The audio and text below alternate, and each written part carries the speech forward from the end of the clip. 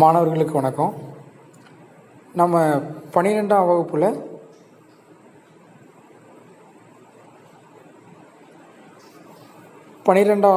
கணக்கு பதவியல் பாடத்தில் முதல் பாடத்தை பார்க்க போகிறோம். முழுமை பெறா பதிவேடுகளில் இருந்து கணக்குகள். முழுமை பெறா பதிவேடுகளிலிருந்து கணக்குகள். இந்த பாடத்தை நாம் படிப்பதற்கு முன்பதாக போன வருஷத்தில் நாம் கணக்கு பதிவுகளில் படித்த விஷயத்தை உங்கள்கிட்ட நினைவு கூற வேண்டிய ஒரு காரணம் இருக்குது, நினைவு கூற வேண்டிய ஒரு விஷயம் இருக்குது. நாம் போன வருஷம் கணக்கு பதிவுகள் படிக்கும்போது ஆரம்பத்தில் கணக்குகளை ஆசிரியர் சொல்லிக் கொடுப்பதற்கு முன்பதாக கணக்குகளை எவ்வாறு பதிய வேண்டும், எந்த முறைப்படி பதிய வேண்டும் என்பதற்கான ஒரு விதியையும் சொல்லிக் கொடுத்தார்கள். ஒரு கணக்குகளை நாம் பதிய வேண்டும் என்றால் கணக்கியலின் பொன்னான விதி அதை நாம் பின்பற்ற வேண்டும். அந்த பொன்னான விதியை பின்பற்றி தான் நாம் கணக்குகளை 11ஆம் வகுப்பிலே செய்திருப்போம். அப்படி நாம் பொன்னான விதிகளை பின்பற்றும் பொழுது அந்த பொன்னான விதிகளில் 3 விதிகள் இருந்தது. ஒன்று ஆள்சார் கணக்கு, அடுத்ததாக சொத்து கணக்கு, அடுத்ததாக பெயரளவு கணக்கு. இந்த ஆள்சார் கணக்கு அப்படி என்றால் பெறுபவரை பற்றுவை, தருபவரை வரவுவை. இதில் 2 தன்மைகள் இருக்கிறது. ஒன்று பற்றுத்தன்மை, ஒன்று வரவுத்தன்மை. இந்த 2 தன்மைகளையும் உடையதால் இவற்றை நாம் இரட்டை பதிவு முறை என்கிறோம். ஒரு பதிவு மட்டும் நாம் பதிவதில்லை, 2 பதிவுகளை பதிகிறோம். ஒரு பற்றையும் பதிகிறோம், ஒரு வரவையும் பதிகிறோம். அதனால் அவற்றை நாம் இரட்டை பதிவு முறை என்கிறோம். அடுத்ததாக சொத்து கணக்கு. சொத்து கணக்கு என்றால் உள்வரும் சொத்துக்களை பற்று வைக்கவும், வெளிச்செல்லும் சொத்துக்களை வரவு வைக்கவும். இதிலும் ஒரு பற்றும் இருக்கிறது, ஒரு வரவும் இருக்கிறது. அடுத்ததாக பெயரளவு கணக்கு. அனைத்து செலவுகளையும் நட்டங்களையும் பற்று வைக்க வேண்டும், அனைத்து வருமானங்களையும் ஆதாயங்களையும் வர வைக்க வேண்டும். மீண்டுமாக சொல்கிறேன், பெயரளவு கணக்கு என்றால் அனைத்து செலவுகளையும் நட்டங்களையும் பற்று வைக்க வேண்டும், அனைத்து வருமானங்களையும் ஆதாயங்களையும் வர வைக்க வேண்டும். இந்த பதிவிலும் ஒரு பற்றுத்தன்மை இருக்கிறது, ஒரு வரவுத்தன்மை இருக்கிறது. இதற்கு பெயர் தான் இரட்டை பதிவு முறை. அப்போ இதில் ஒரு தன்மையை மட்டும் பதிவு செய்துவிட்டு ஒரு தன்மையை பதிவு செய்யாமல் இருந்தால், அதாவது ஒரு உதாரணமாக நாம் ஒருவருக்கு சம்பளம் கொடுக்கிறோம், சம்பள கணக்கு பற்று, ரொக்க கணக்கு வரவு, அப்படி 2 விஷயத்தை பதிவு செய்யணும். சம்பள கணக்கு பற்று வைக்க வேண்டும், ரொக்க கணக்கை வரவு வைக்க வேண்டும். சம்பளம் கொடுக்கும்போது இந்த 2ஐயும் செய்ய வேண்டும். அப்படி செய்தால்தான் அது இரட்டை பதிவு முறை. சம்பளம் 5000 அப்படி ஒரே வார்த்தையில் எழுதிவிட்டு ரொக்கத்தை நாம் எழுதாமல் இருந்தால் அவை முழுமை பெறா பதிவு, அவை முழுமை பெறா பதிவேடுகள். சரி, இப்போ கணக்குகளை ஆரம்பிப்பதற்காக சில விஷயங்களை நான் கூறிக்கொண்டே இருக்கிறேன். அடுத்தது இதான் இரட்டை பதிவு முறை. அதாவது நடவடிக்கையில் 2 பதிவுகளையும் பதிவு செய்ய வேண்டும். அடுத்ததாக கணக்குகளின் வகையை நான் யாருக்குன்னே உங்களுக்கு சொல்லிவிட்டேன். ஆள்சார் கணக்கு, சொத்து கணக்கு, பெயரளவு கணக்கு. அடுத்தால நாம் போன வருஷம் முதலில் குறிப்பேடை படித்திருப்போம், அடுத்ததாக பேரேடை படித்திருப்போம், அடுத்ததாக இருப்பாய்வு படித்திருப்போம், அடுத்ததாக இறுதி கணக்குகளை செய்திருப்போம். குறிப்பேடு என்றால் என்ன? குறிப்பேடை நாம் எதற்கு பதிவு செய்கிறோம்? ஒரு நடவடிக்கை நிகழ்ந்தவுடன் அதை முதலில் எழுதும் ஏடு குறிப்பேடு. நாம் விரிவாக 11ஆம் வகுப்பில் படித்திருப்போம். நடவடிக்கை என்றால் என்ன? வணிகத்தில் நிகழக்கூடிய ஒவ்வொரு செயல்களுமே நடவடிக்கை தான். ஒருத்தர் தொழிலை தொடங்கினால் அது ஒரு நடவடிக்கை தான். அந்த தொழிலில் ஒருவருக்கு சம்பளத்தை கொடுத்தால் அது நடவடிக்கை தான். வங்கியில் பணத்தை செலுத்தினால் அது ஒரு நடவடிக்கை தான். கொள்முதல் செய்தால் அது ஒரு நடவடிக்கை தான். விற்பனை செய்தால் ஒரு நடவடிக்கை தான். மின்சார கட்டணம் செலுத்தினால் ஒரு நடவடிக்கை தான். இவ்வாறு தொழிலில் நடக்கக்கூடிய ஒவ்வொரு நிகழ்வுகளும் நடவடிக்கை தான். இந்த நடவடிக்கைகளை நாம் முறையாக பதிவு செய்ய வேண்டும். அப்படி முறையாக பதிவு செய்வது தான் முறையாக முதலில் பதிவு செய்யக்கூடிய ஏடு தான் குறிப்பேடு.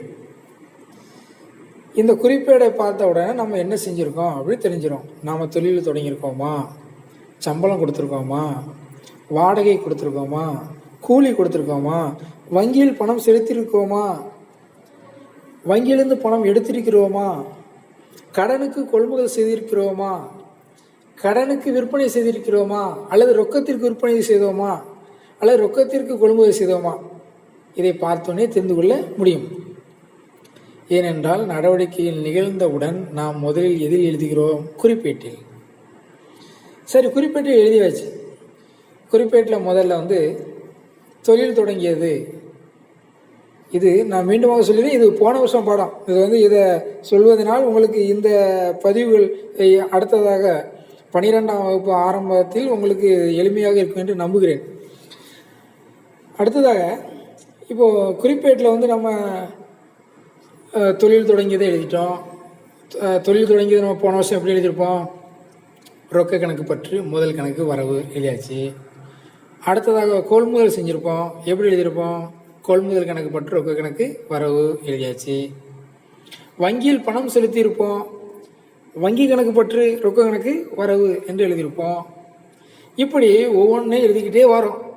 ஒரு பக்கம் முடிஞ்சிட்டு அடுத்த பக்கத்தை எழுதுவோம். கடனுக்கு கொள்முதல் செய்தது யார்கிட்ட இருந்து? வசந்தன் கோயிடம் கடனுக்கு கொள்முதல் செய்தது. கொள்முதல் கணக்கு பற்றி வசந்தன் கோ கணக்கு வரவு எழுதியாச்சு. மாடசாமிக்கு ரொக்கம் கொடுத்தது, மாடசாமி கணக்கு பற்றி ரொக்க கணக்கு வரவு எழுதியாச்சு.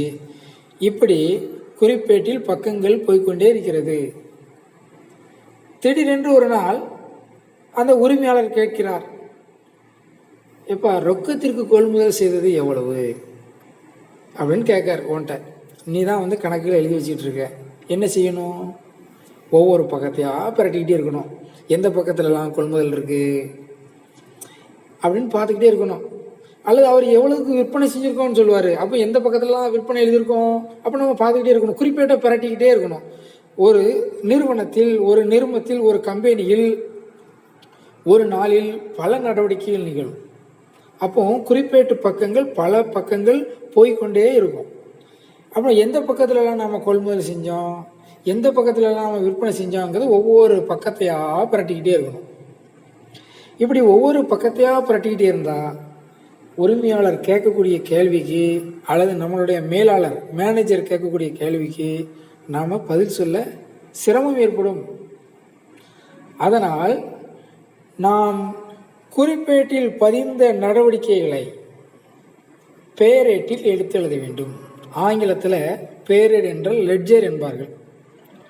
குறிப்பேடு என்றால் ஜேர்னல் புக் என்பார்கள். இந்த லெட்ஜர் அப்படின்னா அது ஒரு பெரிய நோட்டு. அந்த பெரிய நோட்டில் கொள்முதலுக்கு ஒரு பக்கம் இருக்கும், விற்பனைக்கு ஒரு பக்கம் இருக்கும். இப்படி ஒவ்வொரு செலவுகளுக்கும், ஒவ்வொரு வருமானங்களுக்கும், ஒவ்வொரு சொத்துகளுக்கும், ஒவ்வொரு பொறுப்புகளுக்கும் எல்லாத்துக்குமே தனித்தனி பக்கங்கள் இருக்கும். சம்பளம் என்றால் பேரேட்டில் சம்பளத்திற்கென்று ஒரு பக்கம் இருக்கும். வாடகை என்றால் வாடகைக்கு ஒரு பக்கம் என்ன செய்யும்? பேரேட்டில் இருக்கும். இப்படி முதல் என்றால் முதலுக்கு ஒரு பக்கம் இருக்கும். அடுத்தல மின்சார கட்டணம் என்றால் அதற்கு ஒரு பக்கம் இருக்கும். ஒவ்வொரு செலவுகளுக்கும் தனித்தனி பக்கங்கள் இருக்கும். இப்போது நாம் குறிப்பேட்டில் உள்ள ஒவ்வொரு செலவுகளையும் பார்த்து கொண்டே இருப்போம். கொள்முதல் எங்கெல்லாம் குறிப்பேட்டில் கொள்முதல் இருக்கோ அதெல்லாம் நம்ம பேரேட்டில் எந்த பக்கத்தில் கொள்முதல் இருக்கோ அங்கே கொண்டு எழுதிடுவோம். குறிப்பேட்டில் எங்கெல்லாம் விற்பனை இருக்கோ அதெல்லாம் தூக்கி பேரேட்டில் எந்த பக்கத்தில் விற்பனை இருக்கோ அந்த பக்கத்தில் தூக்கி கொண்டு என்ன செஞ்சிருவோம், எழுதிடுவோம். ஒவ்வொரு செலவுகளுக்கும் ஒவ்வொரு பக்கங்கள் இருப்பதினால் பேரேட்டில் உதாரணமாக 45ஆம் பக்கத்தில் கொள்முதல் கொள்முதல் இருக்குன்னு வச்சுக்கிடுவோம். அப்போ நாம் குறிப்பேட்டில் எங்கெல்லாம் கொள்முதல் இருக்கோ அதெல்லாம் தூக்கி 45ஆம் பக்கத்தில் நம்ம என்ன செஞ்சிருவோம், எழுதிடுவோம். 45ஆம் பக்கத்தில் கொள்முதல் இருக்குது, கொள்முதல் கணக்கு. அப்போது உரிமையாளர் எவ்வளவு கொள்முதல் செஞ்சுருக்கப்பா அப்படின்னு கேட்டால் டக்குன்னு 45ஆம் பக்கத்தை தூக்கி கொண்டு காமிச்சாச்சுன்னா என்ன செஞ்சிடலாம், எடுத்துடலாம். இப்படி ஒவ்வொரு செலவுகளையும் நாம் சரியாக கண்டுபிடிப்பதற்காக தான் என்ன எழுதுகிறோம், பேரேடு. சரி, இந்த பேரேடு எழுதும்போது தவறுகள் வரலாமா, வருமா, வராதா? தவறுகள் வருவதற்கு வாய்ப்பு இருக்கிறது. என்ன வாய்ப்பு? நாம் கொள்முதல் செஞ்சுருப்போம், அதை கொள்முதலுக்குள்ள பக்கத்தில் எழுதாமல் வாடகைக்குள்ள பக்கத்தில் கொண்டு என்ன செஞ்சிருவோம், எழுதிடுவோம். அல்லது நாம் கொள்முதல் செய்யும் பொழுது கொள்முதல் கணக்கு பற்று ரொக்க கணக்கு வரவு என்று எழுதியிருப்போம். அப்போது இந்த 45ஆவது பக்கத்தில் கொள்முதலே எழுதணும், ரொக்கத்துக்குன்னு ஒரு பக்கம் 50ஆம் பக்கம் ரொக்கம்னு வச்சுக்கிடுவோமே. அப்போ 50ஆம் பக்கத்தில் ரொக்கத்தை கொண்டு என்ன செய்யணும், எழுதணும். இப்படி ஏதேனும் ஒன்றை நாம் எழுதாமல் விட்டால் அல்லது நாம் தவறுதலாக எழுதக்கூட வாய்ப்பு இருக்கும். 1581 அதுக்கு 1751 அப்படின்னு நம்ம என்ன செஞ்சிடலாம், எழுதிடலாம். சில தவறான பதிவுகளை நம்ம சில நேரங்களில் நம்ம அறியாமலோ அறிந்தோ அறியாமலோ என்ன செஞ்சிடலாம், தவறுகளை செஞ்சிடலாம். இப்படி நாம் தவறுகளை செய்தால் எப்படி கண்டுபிடிக்க முடியும், அதை எவ்வாறு கண்டறியலாம், நாம் சரியாக பேரேட்டில் பதிவு செய்திருக்கிறோமா என்பதை எவ்வாறு கண்டறியலாம் என்பதை ஆய்வு செய்ய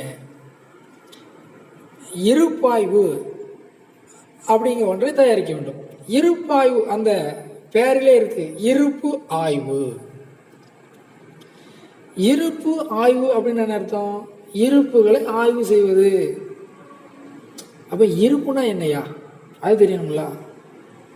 இப்போ நீங்கள் பேலன்ஸ் எவ்வளோ இருக்குது அப்படின்னு கேட்பீங்க. என் ஃபோனில் பேலன்ஸ் இல்லை அப்படிம்பாங்க. அந்த பேலன்ஸுக்கு தான் தமிழ் என்ன பேர், இருப்பு. அந்த பேலன்ஸுக்கு தான் தமிழ் என்ன பேர், இருப்பு. அதாவது நாம் இருப்பு 2 இருப்புகள் இருக்கிறது. ஒன்று பற்று இருப்பு, இன்னொன்று வரவு இருப்பு. அப்போ நாம் இரட்டை பதிவு முறையில் கணக்குகளை செய்கிறோம். இரட்டை பதிவு முறையில் ஒவ்வொரு பதிவிற்கும் ஒரு பற்றும் இருக்கிறது, ஒரு வரவும் இருக்கிறது. சம்பளம் கொடுத்தால் சம்பள கணக்கு பற்று 4000, ரொக்க கணக்கு வரவு 4000. அப்போ பற்றும் 4000 வச்சுருவோம், வரவும் 4000 வச்சுருவோம். அப்போ இருப்பு ஆய்வில் பற்றுத்தன்மையிலும் 4000 இருக்க வேண்டும், வரவு தன்மையிலும் 4000 இருக்க வேண்டும். அப்படி இருப்பாய்வு சமன்பட்டால் தான் நாம் பேரேட்டில் சரியாக செஞ்சுருக்கோண்டு அர்த்தம். இந்த பேரேட்டில் உள்ள இருப்புகள் சரியாக இருக்கிறதா என்பதை ஆய்வு செய்வதற்கு தான் இருப்பாய்வு. இதை நாம் போன வருஷத்தில் கடந்த ஆண்டில் 11ஆம் விரிவாக நம்ம வகுப்பில் படிச்சிருக்கோம். இப்போ ஷார்ட்டாக சுருக்கமாக உங்களுக்கு சொல்லிக்கொண்டே போகிறேன். இருப்பாய்வு என்றாலே அதை 1 வாரம் 2 வாரம் 3 வாரம் நம்ம பார்த்துருப்போம். இப்போ ஒரு 10 நிமிஷத்தில் இந்த போன வருஷத்தில் நடந்த விஷயத்தெல்லாம் ஷார்ட்டாக உங்களுக்கு சொல்லி முடிச்சிருந்தேன். சரி, இருப்பாய்வு சொல்லி முடிச்சாச்சு. இருப்பாய்வு என்ன? இருப்பாய்வில் பேரேட்டில் உள்ள பற்றிருப்புள்ள பற்று பக்கத்தில் எழுதணும், வரவிருப்பெல்லாம் வரவு சைடில் எழுதணும். ரெண்டையும் கூட்டினா எனது சமமாக இருக்கணும். சமமாக இருந்தால் இருப்பாய்வு சமன்பட்டால் நாம் பேரேட்டில் செய்த கணக்குகள் சரியாக எடுத்து எழுதியிருக்கிறோம் என்று அர்த்தம். சரி, இந்த இருப்பாய்வை வைத்து நாம் இறுதி கணக்கு தயாரிப்போம். இறுதி கணக்குனா என்ன? போன வருஷம் கடைசியாக படிச்சிருப்போம். இறுதி கணக்குனா வியாபார கணக்கு, லாப நட்ட கணக்கு, இருப்புநிலை குறிப்பு, இந்த 3ம் சேர்ந்ததுக்கு பேர் தான் இறுதி கணக்கு. இந்த இறுதி கணக்கு நாம் எதற்கு தயாரிக்கிறோம்? அந்த வியாபார கணக்கை நாம் தயாரிக்கும் போது எவ்வளவு மொத்த லாபம் என்பதை அறிந்து கொள்வோம், அல்லது எவ்வளவு மொத்த நட்டம் என்பதை அறிந்து கொள்வோம். லாப நட்ட கணக்கு செய்யும் பொழுது நிகர லாபம் எவ்வளவு என்பதை அறிந்து கொள்வோம், அல்லது நிகர நட்டம் எவ்வளவு என்பதை அறிந்து கொள்வோம். இருப்பு நிலை குறிப்பு செய்யும் பொழுது சொத்துக்களின் மதிப்பு எவ்வளவு, பொறுப்புகளின் மதிப்பு எவ்வளவு, முதல் எவ்வளவு இருக்கு என்பதை அறிந்து கொள்ள முடியும். இந்த இறுதி கணக்குகள் மூலமாக நாம் லாப நட்டத்தை அறிந்து கொள்ள முடியும், நிதி நிலைமையை அறிந்து கொள்ள முடியும். இதான் இறுதி கணக்கு, தான் ஃபைனல் அக்கௌண்ட். இதான் இறுதி கணக்கு, இதான் கடைசி கணக்கு.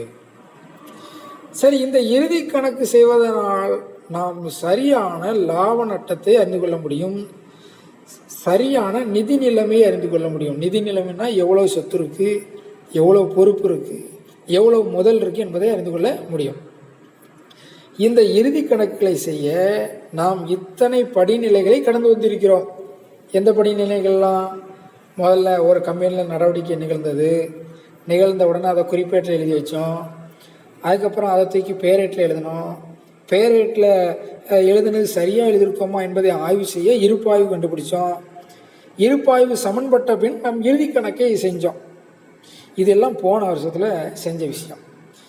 இப்படி நாம் அனைத்து பதிவுகளையும் செய்துவிட்டோம் என்றால் அதை முழுமை பெற்ற பதிவேடு அது என்று சொல்லலாம். முழுமையான பதிவேடு அல்ல முழுமை பெற்ற பதிவேடு. ஏனென்றால் அதில் ஒரு பற்றும் இருக்கிறது, ஒரு வரவும் இருக்கிறது. அதில் நான் முதல்ல சொன்ன கணக்கியல் பொன்னான விதி, ஆள்சார் கணக்கு, சொத்து கணக்கு, பேரள கணக்கு, இந்த 3 கணக்குகளும் அதில் வந்துடும். ஒரு பற்று வந்துடும், ஒரு வரவு வந்துடும். ஒரு நடவடிக்கை என்றால் ஒரு பற்று வந்துடும், ஒரு வரவு வந்துடும். ஆனால் இப்போ நாம் பார்க்க போகிற கணக்கு முழுமை பேரா பதிவேடு. முழுமை பேரா பதிவேடு என்றால் என்ன? ஒரு பற்றை பதிவு செஞ்சுருப்போம், ஒரு வரவை பதிவு செய்யாமல் விட்டுருப்போம். சில நேரங்களில் பற்றையும் வரவையும் என்ன செஞ்சுருக்கலாம், பதிவு செஞ்சுருக்கலாம். சில நேரங்களில் பதிவு செய்யாமல் விட்டுருக்கலாம். அப்படி நாம் ஒரு பதிவை செய்துவிட்டு இன்னொரு பதிவை செய்யாமல் விட்டால், அல்லது ஒரு பகுதியை செய்துவிட்டு இன்னொரு பகுதியை நாம் செய்யாமல் விட்டால் அவை முழுமை பெறா பதிவேடு. அந்த பதிவேடுகளிலிருந்து, எந்த பதிவேடு? முழுமை பெறா பதிவேடுகளில் இருந்து நாம் கணக்குகளை செய்ய வேண்டும். எவ்வாறு செய்ய வேண்டும் என்பதுதான் இந்த பாடம். சரி, ஏன் ஒரு நிறுவனம் முழுமை பெறா பதிவேடுகளை செய்ய வேண்டும்? முழுமை பெறா பதிவேடுகளை செய்வதனால் சரியான லாப நட்டத்தை கண்டறிய முடியாது, சரியான நிகர லாபம் தெரியாது, மொத்த லாபம் எவ்வளோன்னு தெரியாது, நிதி நிலைமை எவ்வளோன்னு தெரியாது. பிறகு எதற்கு நாம் இந்த முழுமை பெறா பதிவேடுகளை பதிவு செய்ய வேண்டும்? அதை நாம் இந்த பாடத்தில் பார்க்க போகிறோம். சரியா? அடுத்தால இந்த பாடத்தில் நம்ம பார்க்க போகிறது நான் போன ஆண்டின் சுருக்கத்தை, ஒரு வருஷத்தில் உள்ள விஷயத்தை ஒரு 5 நிமிஷத்தில் உங்களுக்கு சுருக்கமாக சொல்லிவிட்டேன். அடுத்தால இந்த பாடத்தில் நம்ம பார்க்க போகிறது முழுமை பெறா பதிவேடுனா என்ன, அதோட பொருள். நான் இப்பவுமே கொஞ்சம் விளக்கிட்டேன், இருந்தாலும் கொஞ்சம் அடுத்தால அந்த நேரத்தில் கொஞ்சம் விளக்குவேன். முழுமை பெறா பதிவேடுகள் பொருள், அதோட இயல்புகளை பார்க்க போகிறோம், அதோட குறைபாடுகளை பார்க்க போகிறோம். அடுத்தால இரட்டை பதிவு முறை, முழுமை பெறா பதிவு முறைக்குள்ள வேறுபாடு. இரட்டை பதிவு முறைன்னா என்ன?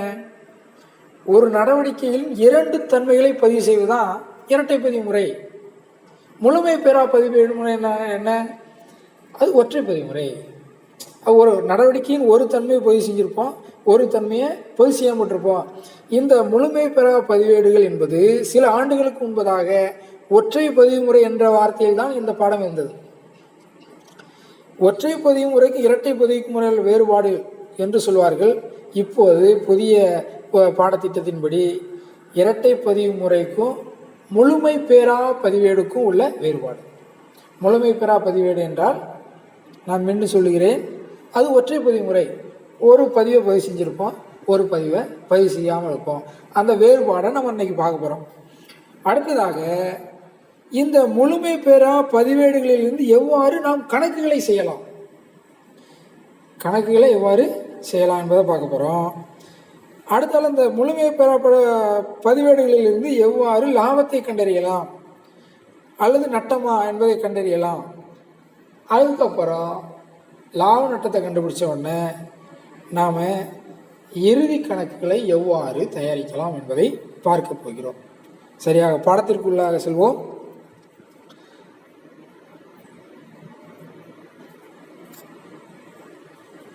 இப்போ முதல்ல நம்ம பார்க்க போகிறோம் இந்த முழுமை பெற பதிவேடுகளிலிருந்து கணக்குகளை தயாரித்தல். அதான் இந்த பாடம் எப்படி தயாரிக்கலாம். சரி, இந்த முழுமை பெற பதிவேடுகளை ஏன் நிறுவனங்கள் பயன்படுத்த வேண்டும்? எல்லா நிறுவனங்களும் பயன்படுத்துகிறார்களா? அதாவது நிறும சட்டம் அப்படின்னு சொல்லுவாங்க. நிறும சட்டம்னா, நிறுமம் என்றால் ஆங்கிலத்தில் கம்பெனின்னு பேர். கம்பெனி சட்டம். கம்பெனி சட்டம் 1956 அப்படின்னு இருந்தது. இப்போ புது கம்பெனி சட்டம் வந்துட்டு. புது கம்பெனி சட்டம் இந்திய நிறும சட்டம் 2013 பிரிவு 128(1) படி 2013 ஒரு கம்பெனி சட்டம்னு ஒரு சட்டம் உருவாக்குறாங்க. அந்த சட்டத்தில் ஒரு கம்பெனி என்றால் எவ்வாறு கணக்குகளை தயாரிக்க வேண்டும் அப்படின்னு ஒரு விதிமுறையை கொடுத்துருக்காங்க. அதான் இரட்டை பதிவு முறை. அதான் என்னது? இரட்டை பதிவு முறை. இப்போ கம்பெனி சட்டம் என்ற கம்பெனின்னா நம்ம பார்த்துக்கிட்டே இருப்போம். ரோட்டில் போகும்போது பார்த்துக்கிட்டு இருந்தால் சில கம்பெனின்னு போட்டு கடைசியில் லிமிட்டட் அப்படின்னு போட்டிருப்போம். பார்த்துருக்கீங்களா நீங்கள்? Indian Hume pipe company limited அப்படின்னு ஒரு கம்பெனி இருக்குது. Larson turbo limited, Hindustan lever limited, அப்படி லிமிட்டட் அப்படின்னு முடியும்.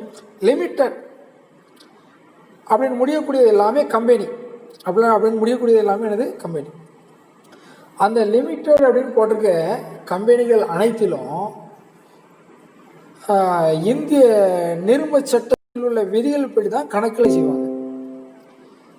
அந்த லிமிட்டட் போட்டிருக்க மிகப்பெரிய கம்பெனிகள் எல்லாமே 2013 நிறும சட்டத்தின்படி அனைத்து கணக்குகளையும் விதிமுறைப்படி, விதிமுறைன்னு என்ன, நம்ம போன வருஷம் படிச்சுக்கோம்ல, கணக்கில் பொன்னான விதி இருக்குது. 3 விதி இருக்குது. ஆள்சார் கணக்கு, சொத்து கணக்கு, பேரளவு கணக்கு என்று 3 விதி இருக்குது. அந்த விதிப்படி தான் பதிவு செய்ய வேண்டும். அந்த நிறும சட்டம் அப்படி. மற்ற நிறுவனங்கள்லாம் இருக்குது. மற்ற நிறுவனங்கள், உனக்கு தெரிஞ்ச நிறுவனங்கள் என்ன இருக்குது? என்ன பிஸ்னஸ்லாம் இருக்குது?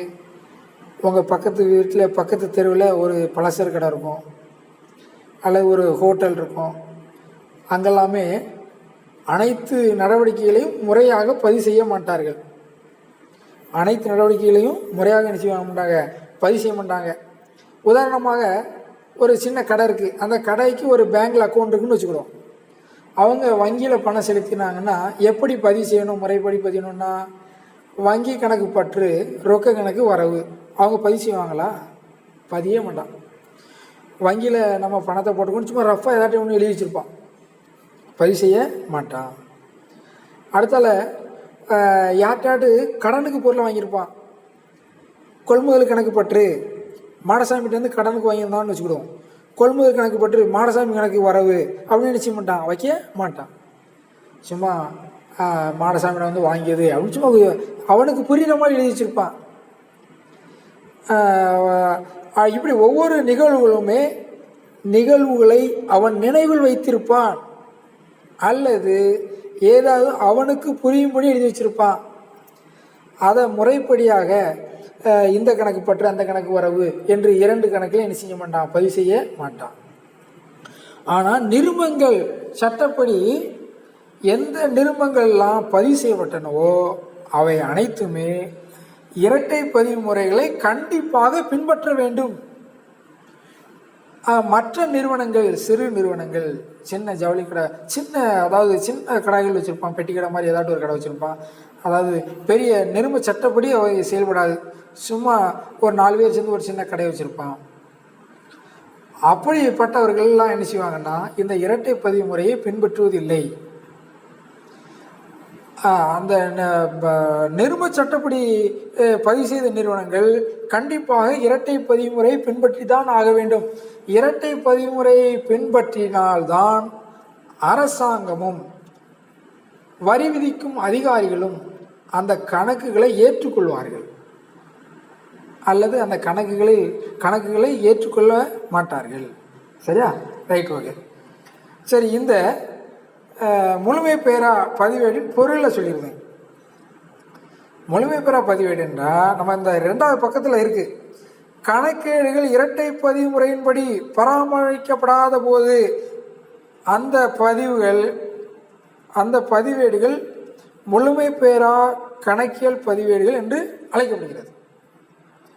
அதாவது கணக்குகளை முறையாக பதிவு செய்யவில்லை என்றால் அதுக்கு பேரே என்ன பேர் தான்? முழுமை பெறா பதிவேடு.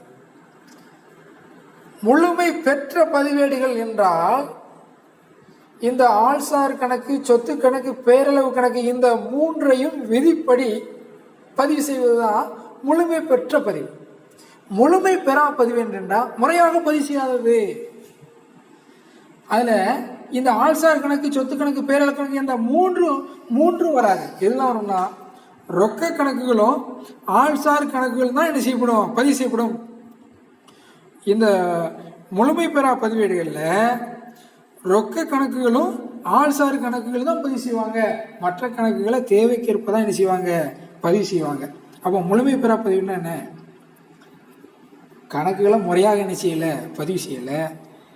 அடுத்தல ரொக்க கணக்கையும் ஆள்சார் கணக்கையும் பதிவு செய்வாங்க. முழுமை பெறா பதிவேடுகள் என்றால் என்ன? அப்படி ஒரு கேள்வி கேட்டாங்கன்னா நீ என்ன செய்யணும்? முறையாக பதிவு செய்யாத கணக்கேடுகள் முழுமை பெறா பதிவேடுகள் எனப்படும். அல்லது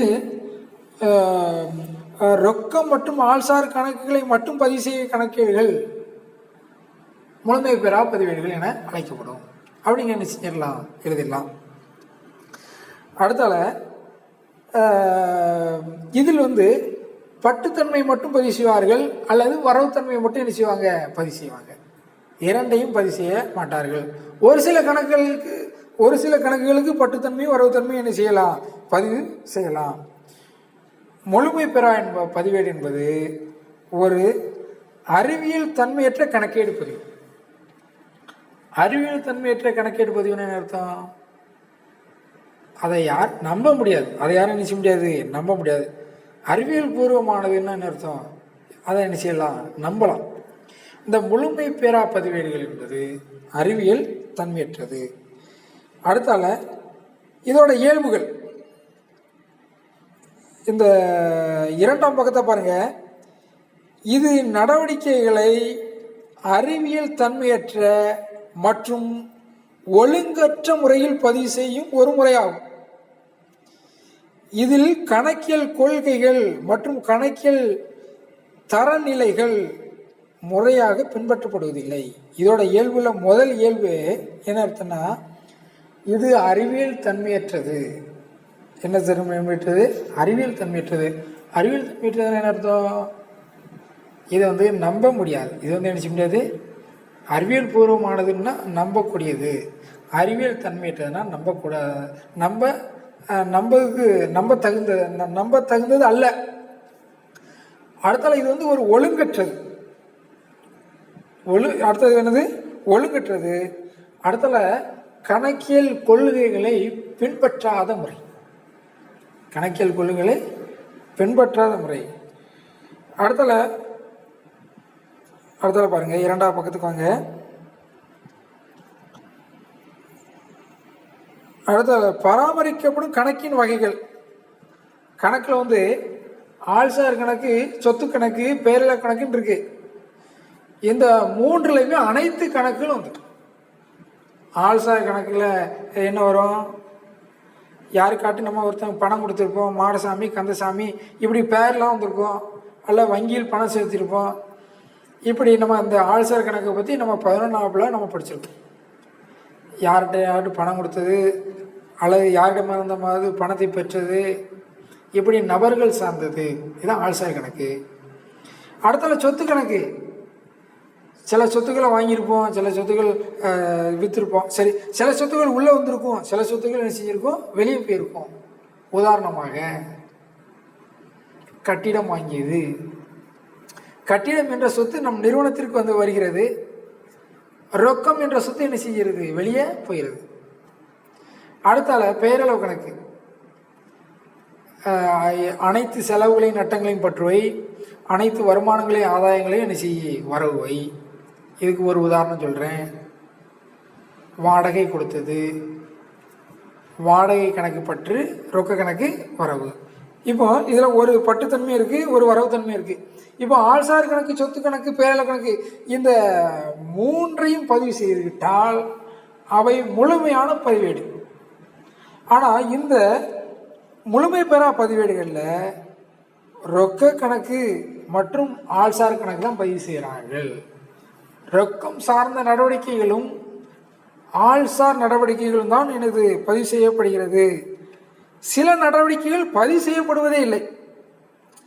சில நடவடிக்கைகள் என்ன செய்யவில்லை, பதிவு செய்யப்படுவதே இல்லை. தேவை இருந்தால் பதிவு செய்வான், தேவையில்லாட்ட பதிவு செய்ய மாட்டான். சில நடவடிக்கைகளை மனசில் கூட என்ன செஞ்சுக்கிட்டுவான், வச்சுக்கிடுவான். உங்கள் ஊரில் பக்கத்து ஊரில் பலசர கடை இருக்கும், எல்லாத்தையும் எழுதி வச்சுருக்க மாட்டான், மனசில் வச்சுருப்பான். இன்றைக்கி 10,000 ரூபாய்க்கு கொள்முதல் செஞ்சுருக்கோம் அப்படின்னு மனசில் தான் இருக்கும். சில விஷயத்தை எழுதியிருப்பான், சில விஷயத்தை என்ன செய்ய மாட்டான், எழுதாமல் விட்டுருப்பான். ஆனால் நிறுவனங்கள் சட்டப்படி, கம்பெனி சட்டப்படி பதிவு செய்யப்பட்ட நிறுவனங்கள் அனைத்து செலவுகளையும், அனைத்து வருமானங்களையும், அனைத்து சொத்துக்களையும், அனைத்து பொறுப்புகளையும், அதாவது நிறுவனத்தில் நிகழக்கூடிய ஒவ்வொரு நடவடிக்கைகளையும் பதிவு செய்ய வேண்டும். எப்படி பதிவு செய்ய வேண்டும்? இரண்டு தன்மைகளோடும் பதிவு செய்ய வேண்டும். பற்றுத்தன்மையோடும் வரவுத்தன்மையோடும் என்ன செய்ய வேண்டும், பதிவேற்ற என்ன செய்யணும். அடுத்தால இந்த இயல்புகளில் மூன்றாவது, இது வந்து ஒரு சீரற்ற தன்மை. சீரற்றன்னு அர்த்தம். சீர் அப்படின்னா அர்த்தம் ஒரு ஒழுங்கானது. சீர்னு அர்த்தம் ஒரு ஒழுங்கானது, ஒரு சீராக இருக்குது. சீருடை கேள்விப்பட்டிருக்கீங்களா? சீருடைன்னு என்னது, எல்லாம் ஒழுங்காக இருக்கும், எல்லாம் ஒரே மாதிரி இருக்கும். சீரற்றதுன்னு அர்த்தம் ஒன்று அப்படி இருக்கும், ஒன்று இப்படி இருக்கும். அதே போல் இந்த முழுமை பெறா பதிவேடு என்பது சீரற்ற, ஒரே சீராக இருக்காது, ஒரு வித்தியாசமாக இருக்கும், ஒரு முழுமையாக இருக்காது, ஒழுங்கற்ற முறை, சுருக்கமாக சொல்ல போனால். அடுத்தால நிதிநிலை அறிக்கைகள் மற்றும் நேர்மையான நிதிநிலையை வெளிப்படுத்தாது. நிதிநிலை அறிக்கைகள் உண்மையான மற்றும் நேர்மையான நிதிநிலையை வெளிப்படுத்தாது.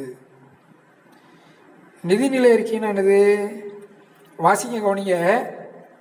முழுமையற்ற தகவல்கள் மற்றும் துல்லியமற்ற கணக்கேடுகள் என்பதால் தகவலே முழுமையான தகவல் இல்லை. தகவல் முழுமையான தகவல் என்ன அர்த்தம்? அதாவது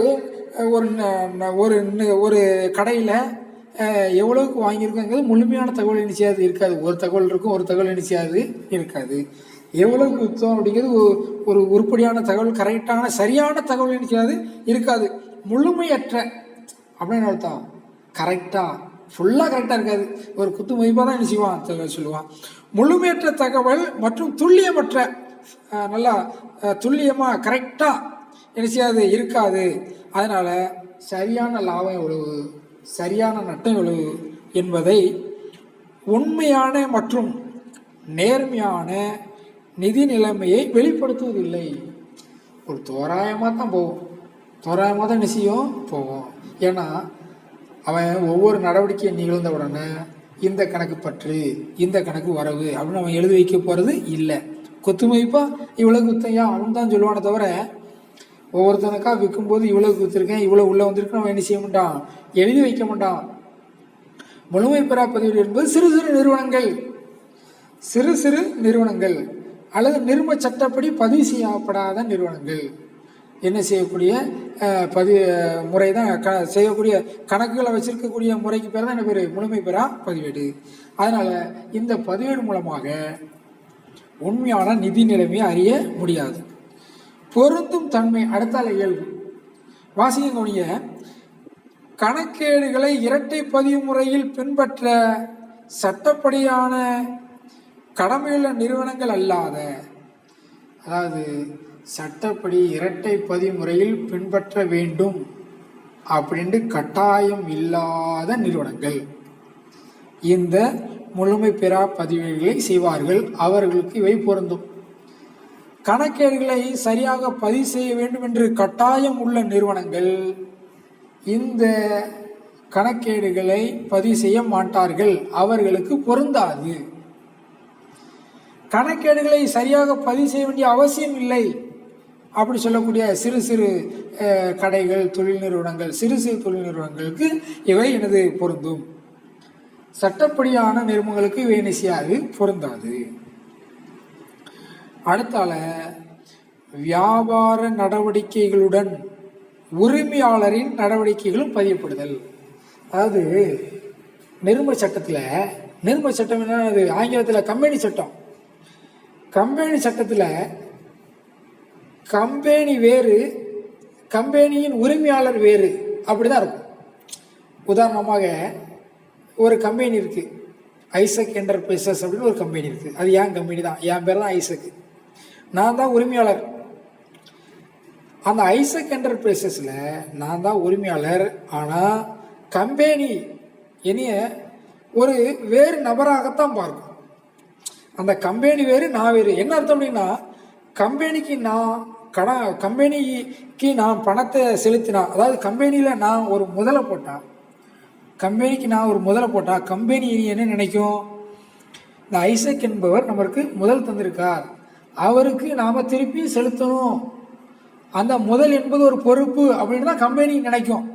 கம்பெனி என்ன இப்போ என்ன நினைக்கும், ஏன் கம்பெனி தான் என்னைய ஒரு கடன் நீந்தோராக, அதாவது கடன் கொடுத்தவராக நினைக்கும்.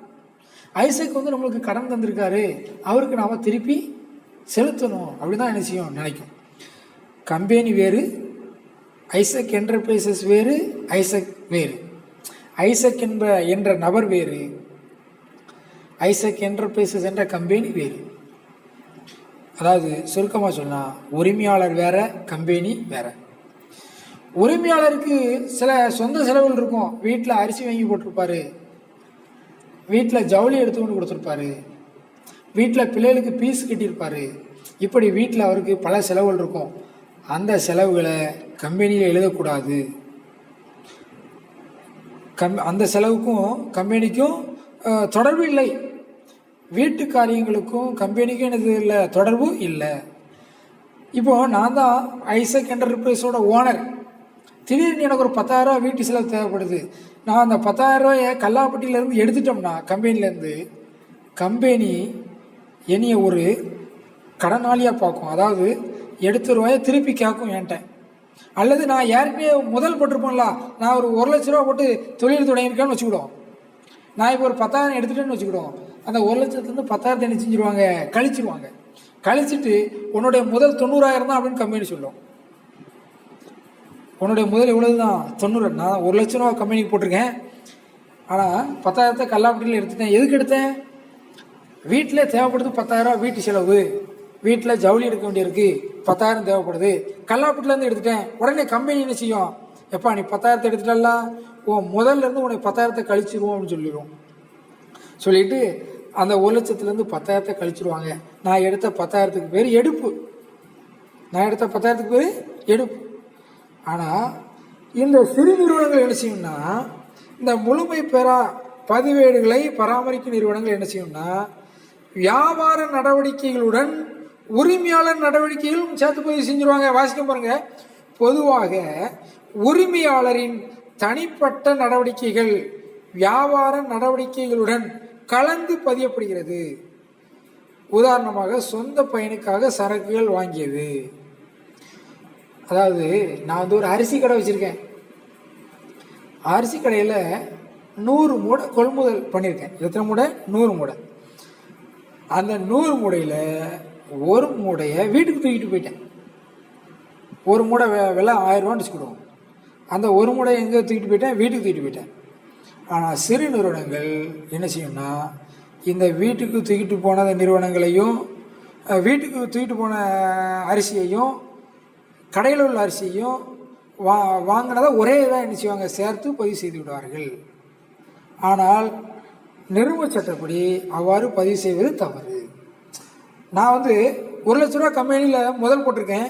இப்போ 1000 ரூபாயை 1000 ரூபா மதிப்புள்ள ஒரு மூடை அரிசியை தூக்கிட்டு போயிட்டோம்னா 1,00,000 எடுப்பு 1000, 99,000 அப்படின்ட்டு சொன்னால் தான் அது நிருமம். அது என்னது? நிருமம். அதான் முழுமை பெற்ற பதிவு. ஆனால் முழுமை பெறா பதிவேடுகள் என்ன செய்வாங்கன்னா, இந்த சொந்த நடவடிக்கைகளையும், அதாவது உரிமையாளரின் சொந்த நடவடிக்கைகளையும் வணிகத்தின் நடவடிக்கைகளோடு சேர்த்து என்ன செய்வார்கள்? பதிவு செய்வார்கள். சரி, இந்த முழுமை பெறா பதிவேடுகளை பராமரிப்பதனால் ஏற்படும் குறைபாடுகள். பதிவேடுகள் முறையாக பராமரிக்கப்படாமை, இதில் குறைபாடு. இது ஒரு அறிவியல் தன்மையற்ற மற்றும் ஒழுங்கற்ற கணக்கேடுகள் பராமரிப்பு முறையாகும். இதோட குறைபாடு என்னன்னா, இது அறிவியல் தன்மையற்றது, ஒழுங்கற்றது. அடுத்தால சொத்து கணக்கு, பெயரளவு கணக்கு இங்கு முறையாக பராமரிக்கப்படுவது இல்லை. இங்க ஆள்சார் கணக்குகளும் ரொக்க கணக்குகளும் தான் பதிவு செய்யப்படுகிறது. மற்ற கணக்குகள் தேவைக்கேற்ப பதிவு செய்யப்படுகிறது. சொத்து கணக்குகள், பெயரளவு கணக்குகளை முறையாக பராமரிக்கப்படுவது இல்லை. அதனால் இது இது ஒரு குறைபாடு. எல்லா பதிவுகளையும் நாம் முறையாக பராமரிக்கவில்லை என்பது ஒரு குறைபாடு. அடுத்தால இருப்பாய்வு தயாரிப்பது கடினம். நான் அப்பவே சொன்னேன், போன வருஷத்தில் நம்ம இருப்பாய்வு என்று ஒன்று படித்தோம். இருப்பாய்வு என்னது? பேரேட்டில் உள்ள நடவடிக்கைகளை தூக்கி இருப்பாய்வில் எழுதுவோம். அங்கே இருப்பாய்வு சமன்படணும்னு என்ன அர்த்தம்? நம்ம போன வருஷம் படிச்சிருப்போம், பற்றுத்தன்மையும் வரவுத்தன்மையும் சமமாக இருக்கணும். அப்படி சமமாக இருந்தால் கணக்கு கரெக்டு. ஆனால் இங்கே சமமாக இருக்குமா? பற்றுத்தன்மையும் வரவுத்தன்மையும் சமமாக இருக்குமா? இருக்காது. ஏன் இருக்காது? பற்றுத்தன்மையை நாம் பதிவு செய்திருப்போம், வரவுத்தன்மையை பதிவு செய்யாமல் விட்டு விடுவோம். அல்லது வரவுத்தன்மையை பதிவு செய்திருப்போம், பற்றுத்தன்மையை பதிவு செய்யாமல் விட்டு விடுவோம். அதனால் இருப்பாய்வு தயாரிப்பது ஒரு கடினமான விஷயம். இருப்பாய்வு தயாரிப்பது ஒரு கடினமான விஷயம். இது ஒரு குறைபாடு. அடுத்தால வியாபாரத்தின் உண்மையான லாபம் ஈட்டும் திறனை கண்டறிவது கடினம். உண்மையான லாபம் ஈட்டும் திறன் வாசிங்க. லாபம் பெறப்படும் தகவல்கள் மற்றும் மதிப்பீடுகளிலிருந்து கணக்கிடப்படுகிறது. லாபம் எப்படி கணக்கிடுதாங்க? பெறப்படும் தகவல்ல இருந்து. உதாரணமாக நான் கடைசியில் சொல்கிறேன், வியாபார மற்றும் லாப நட்ட கணக்கு துல்லியமாக தயாரிக்க முடியாததால் உண்மையான லாப நட்டத்தை கண்டறிவது கடினம். அதாவது பெறப்படும் தகவல்னா என்ன அர்த்தம்? அதாவது சும்மா இப்போ என்ன செஞ்சுருப்பாங்க, கம்பெனியை ஆரம்பிக்கும் போது ஒரு முதல் போட்டிருப்பாங்க. அந்த முதலுக்கு பேர் தொடக்க முதல். அந்த முதலுக்கு பேர் என்ன பேர்? தொடக்க முதல். ஆரம்பத்தில் சரி, அந்த ஆண்டின் இறுதியில் கணக்கை சரி பண்ணி பார்ப்பாங்க. அவங்க கையில் இறுதியான முதல் இருக்கும். அதாவது ஆரம்பத்தில் அவர் 1,00,000 ரூபா முதல் போட்டிருக்காருன்னு வச்சுக்கிடுவோம். அந்த ஆண்டின் இறுதியில் அவருக்கு 1,50,000 ரூபா இருக்குது. இறுதி முதல் எவ்வளோ இருக்குது? 1,50,000 ரூபா இருக்குது. அப்போ என்ன அர்த்தம்? இறுதி முதல்ல இருந்து தொடக்க முதல்ல கழிச்சா கிடைக்கக்கூடியது என்னது? லாபம் 50,000 அப்படின்னு குத்துமைப்பாக தான் சொல்ல முடியும். அப்படின்னு எப்படி தான் சொல்ல முடியும்? அதாவது இப்போ ஆரம்பத்தில் நாங்கள் 1,00,000 ரூபா போட்டோம், ஆனால் கடைசியாக எவ்வளோ இருக்குது? ஆரம்பம் முதல், அதாவது தொடக்க முதல் 1,00,000, இறுதி முதல் 1,50,000 இருக்குது. அப்போ 50,000 லாபம் அப்படின்னு நம்ம சொல்கிறோம். இது பெறப்பட்ட தகவல் அடிப்படையில். இது உண்மையான லாபம் அல்ல. என்ன சார் உண்மையான லாபம் இல்லை? ஆரம்பத்தில் 1,00,000 ரூபா தான் போட்டிருக்கோம், ஆனால் இறுதியில் 1,50,000 ரூபா இருக்கே. நம்ம என்ன செஞ்சுருப்போம்? அந்த ஆரம்பத்தில் எல்லா ஆரம்பத்தில் நாம் வாங்கிய சொத்துக்கள் அனைத்துமே சரியான. இப்போ ஒரு உதாரணம், ஒரு இயந்திரத்தை 1,00,000 ஒரு 50,000 ரூபாய்க்கு வாங்கியிருக்கோம். ஒரு இயந்திரத்தை, அந்த இயந்திரத்தின் மதிப்பு 50,000. அந்த ஆண்டின் கடைசியில் 50,000 இருக்க மாதிரி காட்டும் முழுமை பெறா பதிவேடு என்றால். ஆனால் அந்த இயந்திரத்தில் 10,000 தேஞ்சு போச்சு, அந்த இயந்திரம் 40,000 அப்படின்னு நம்ம கழிச்சு என்ன செய்யணும், காட்டணும். ஆனால் அந்த முழுமை பெறா பதிவேடுகளில் அதை கழிச்சு என்ன செஞ்சிருக்க மாட்டாங்க, காட்டியிருக்க மாட்டாங்க. எல்லா சொத்துக்களும் எல்லா பொறுப்புகளும் சரியாக சொத்து கணக்குகளை அங்கே பதிவு செய்யப்படுவது இல்லை. அங்கே ஆள்சார் கணக்குகளும் ரொக்க கணக்குலாம் என்ன செய்யப்படுகிறது. சொத்து கணக்குகள், பேரல் கணக்குகள், மற்ற தகவல்கள்லாம் சில தகவல் தேவைக்கேற்ப சில தகவல்கள் பதிவு செய்வார்களே தவிர சொத்து கணக்குகளையும் பெயரள கணக்குகளையும் முறையாக பதிவு செய்வதில்லை. அப்போ உண்மையான லாபம் எவ்வளவு, உண்மையான நஷ்டம் எவ்வளவு நிச்சயாது தெரியாது. சரியான லாபத்தை கண்டுபிடிக்கிறது கஷ்டம். அடுத்தல வியாபாரத்தின் நிதிநிலையை கண்டறிதல் கடினம். நிதி நிலைமை அப்படின்னா ஆங்கிலத்தில் ஃபினான்ஷியல் பொசிஷன் அப்படிம்பாரு. ஃபினான்ஷியல் பொசிஷன், அந்த கம்பெனியோட நிதி நிலைமை எப்படி இருக்கு, எப்படி தெரியும் கம்பெனியோட நிதி நிலைமை? இப்போ அந்த கம்பெனியில் எவ்வளவு சொத்து இருக்குது, எவ்வளவு பொறுப்பு இருக்குது. சொத்துனா என்ன, பொறுப்புனா என்ன, போன வருஷம் நம்ம படிச்சிருக்கோம். கம்பெனியில் என்ன சொத்துலாம் இருக்கோ அதெல்லாம் சொத்து தான். என்ன சொத்து இருக்குது, கம்பெனியில் நிலம் இருக்கும், கட்டிடம் இருக்கும், இயந்திரம் இருக்கும், ஃபர்னிச்சர்ஸ் இருக்கும். இப்படி என்ன, ஒவ்வொரு கம்பெனியிலும் ஒவ்வொரு விதமான சொத்துக்கள் இருக்கும். பொறுப்புனா என்ன, கம்பெனி யாருக்கெல்லாம் கடன் கொடுக்க வேண்டியிருக்கோ அதெல்லாம் பொறுப்பு. இப்போ சொத்து நிறையா இருக்குது, பொறுப்பு குறையா இருக்குது அப்படின்னு என்ன அர்த்தம், நிதி நிலைமை நல்லா இருக்குன்னு அர்த்தம். பொறுப்பு நிறையா இருக்குது. உதாரணமாக ஒருத்தன் ஒரு கடை வச்சுருக்கான், கடையின் சொத்து 4 லட்ச ரூபா தான். அந்த கடை பில்டிங் ஒரு 2 லட்ச ரூபா, 2 லட்ச ரூபாய்க்கு சரக்கு இருக்குது, 4 லட்ச ரூபா. ஆனால் கடைக்கு கடன் வந்து 7 லட்ச ரூபா இருக்குது. அப்போது இது நிதி நிலைமை கரெக்டாக இருக்கா, இல்லை. அப்போ நிதி நிலைமைன்னா என்னது, சொத்துக்கள் எவ்வளவு இருக்குது, பொறுப்புகள் எவ்வளோ இருக்குது. இந்த சொத்துக்கும் பொறுப்புக்குள்ள டிஃப்ரென்ஸ் தான் நிதி நிலைமையை உணர்த்தும். ஆனால் இந்த முழுமை பெறா பதிவேடுகள் வந்து நிதி நிலைமையை உணர்த்தாது. ஏன் உணர்த்தாது, சரியான முறையில் சொத்துக்களை என்ன செஞ்சிருக்க மாட்டாங்க, பதிவு செஞ்சிருக்க மாட்டாங்க. வாசிக்க கவனிங்க, வாசிக்க.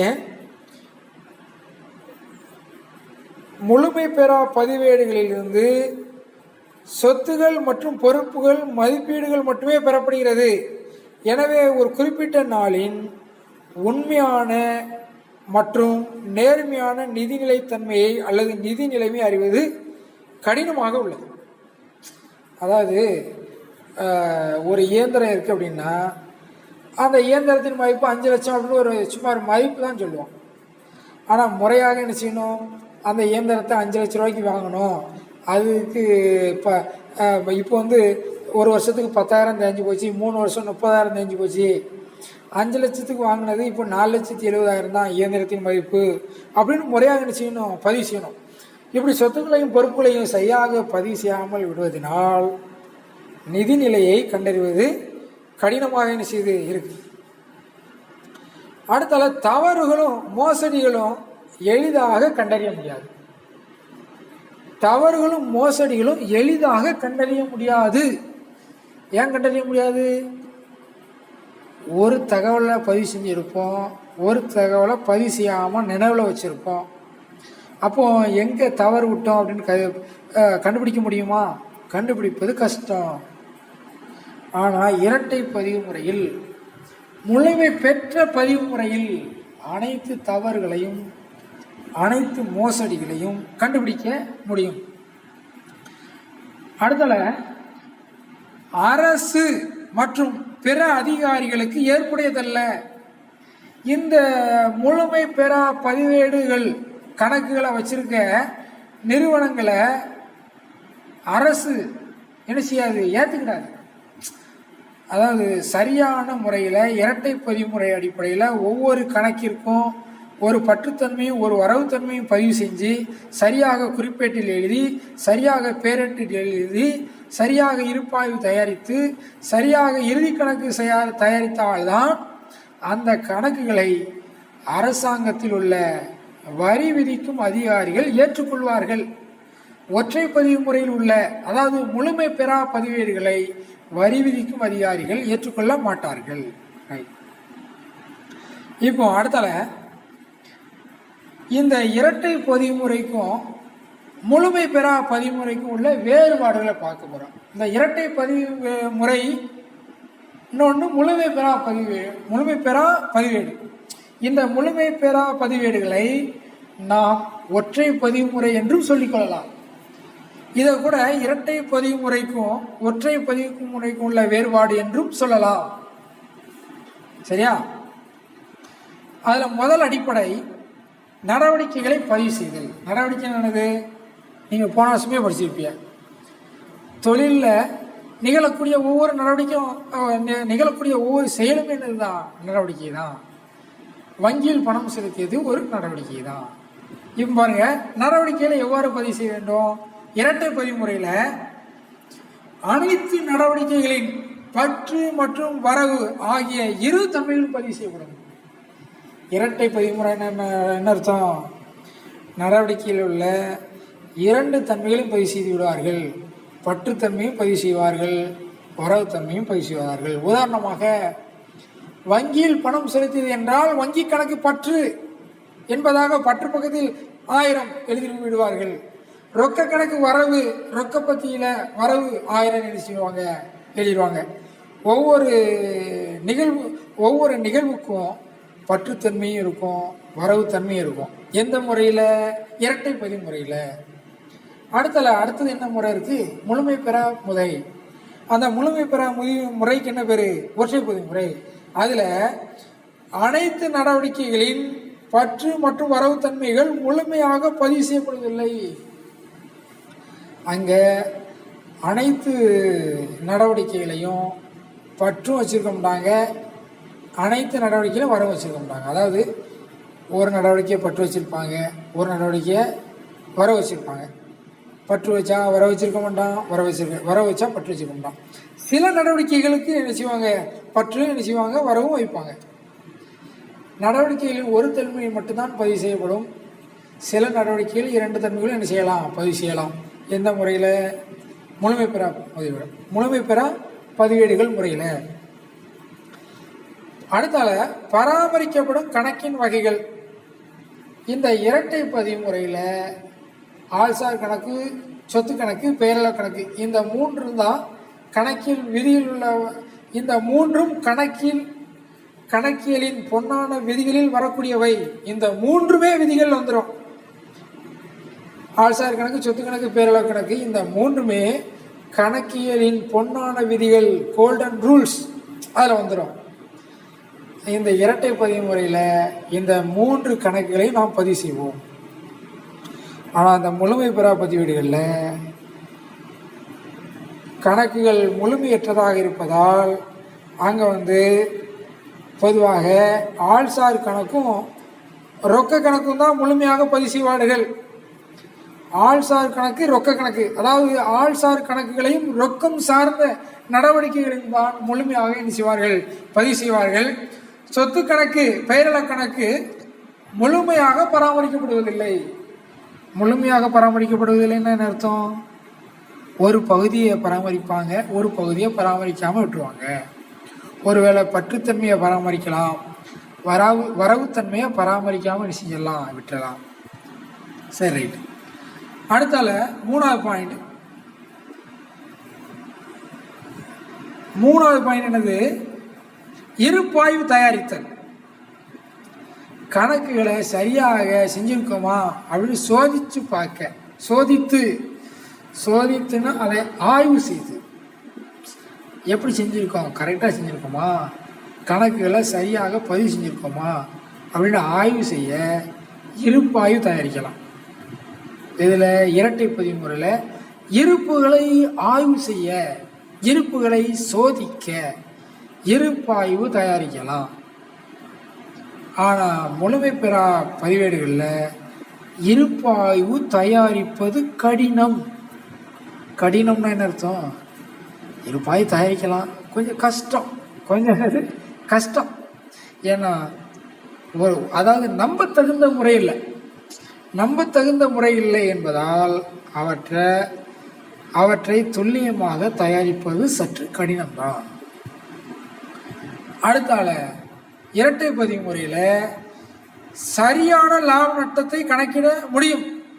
ஏன் கணக்கிட முடியும்?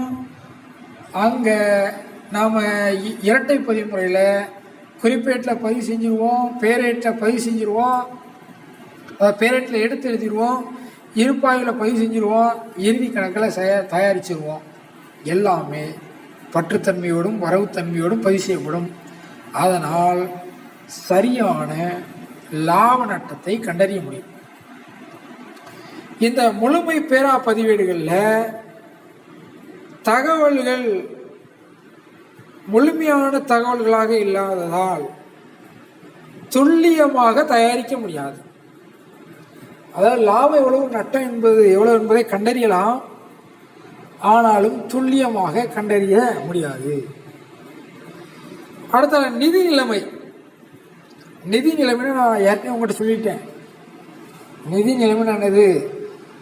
Financial position.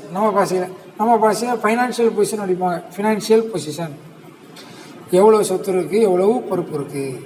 பொறுப்புன்னா என்னப்பா? கடன்.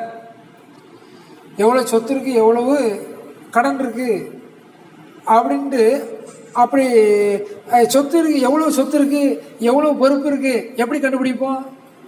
இருப்பாய்வு தயாரிப்பதினால், இருப்பு நிலை குறிப்பு தயாரிப்பதினால்.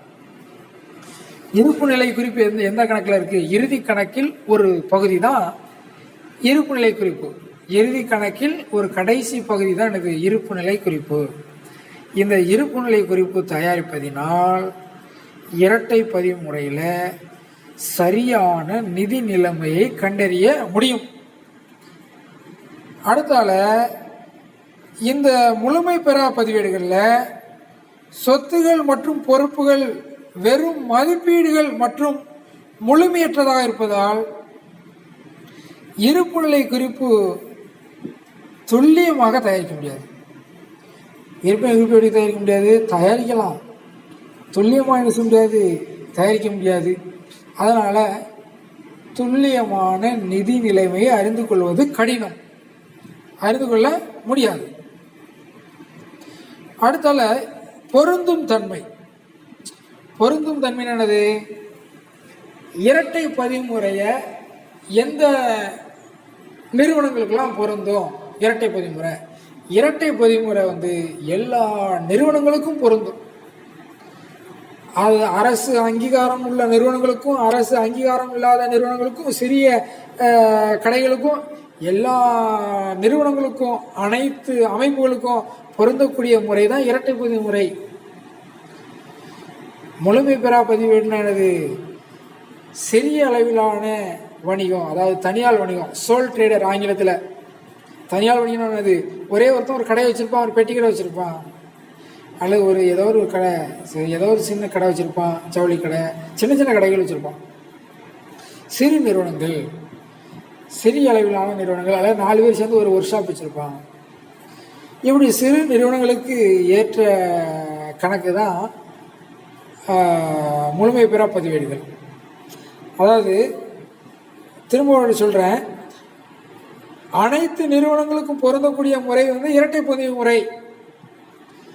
சிறு நிறுவனங்களுக்கு, சின்ன கம்பெனிக்கு பொருந்தக்கூடிய முறை முழுமை பெறா பதிவேடு முறை. ரைட்.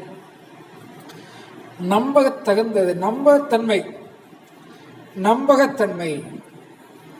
இரட்டை பதிவு முறையை நம்பலாம், ஏனென்றால் அவை அறிவியல் பூர்வமானது, ஒழுங்கானது, முறையானது, கணக்கியல் தரநிலைகளை பின்பற்றியது, கணக்கியல் கொள்கைகளை பின்பற்றியது, கணக்கியல் கொள்கையின் அடிப்படையில் பதிவு செஞ்சது. அதனால இரட்டை பதிவு முறை என்பது நம்ப தகுந்த முறை. முழுமை பெறா பதிவு என்பது அறிவியல் தன்மையற்றது அப்படின்னு அர்த்தம். அது உண்மைத்தன்மை இல்லை. அதனால அது தோராயமான அடிப்படையில் தான், துல்லியமான அடிப்படை இல்லை. அதனால் அவற்றை நம்புவது நம்ப தகுந்தது அல்ல, நம்பகத்தன்மை உடையது அல்ல. எந்த முறை? முழுமை பெறா முறை என்பது, முழுமை பெறா பதிவேடுகள் நம்பகத்தன்மை உடையது அல்ல. அடுத்தால ஏற்புத்தன்மை. ஏற்புத்தன்மை, அதாவது கணக்கியல் பதிவேடுகள் வரி அதிகாரிகள் மற்றும் நிதி நிறுவனங்கள் உட்பட அனைத்து பணியாளர்களுக்கும் ஏற்புடையது. வரி விதிக்கும் அதிகாரிகள், அரசாங்கம் எல்லாருமே இந்த இரட்டை பதிவு முறையை ஏற்றுக்கொள்வார்கள், ஏற்கும் தன்மையுடையது. முழுமை பெறா பதிவேடு என்பது அனைத்து பயனாளர்களுக்கும் ஏற்புடையதல்ல. பயனாளர்கள் என்ன? அந்த கணக்குகளை பயன்படுத்துகிறவங்க. அந்த கணக்கில் பயன்படுத்துகிறவங்களுக்கு அது ஏற்புடைய தன்மையாக நிச்சயாது இருக்காது. ரைட். அடுத்தால 5வது பக்கத்துக்கு வாங்க.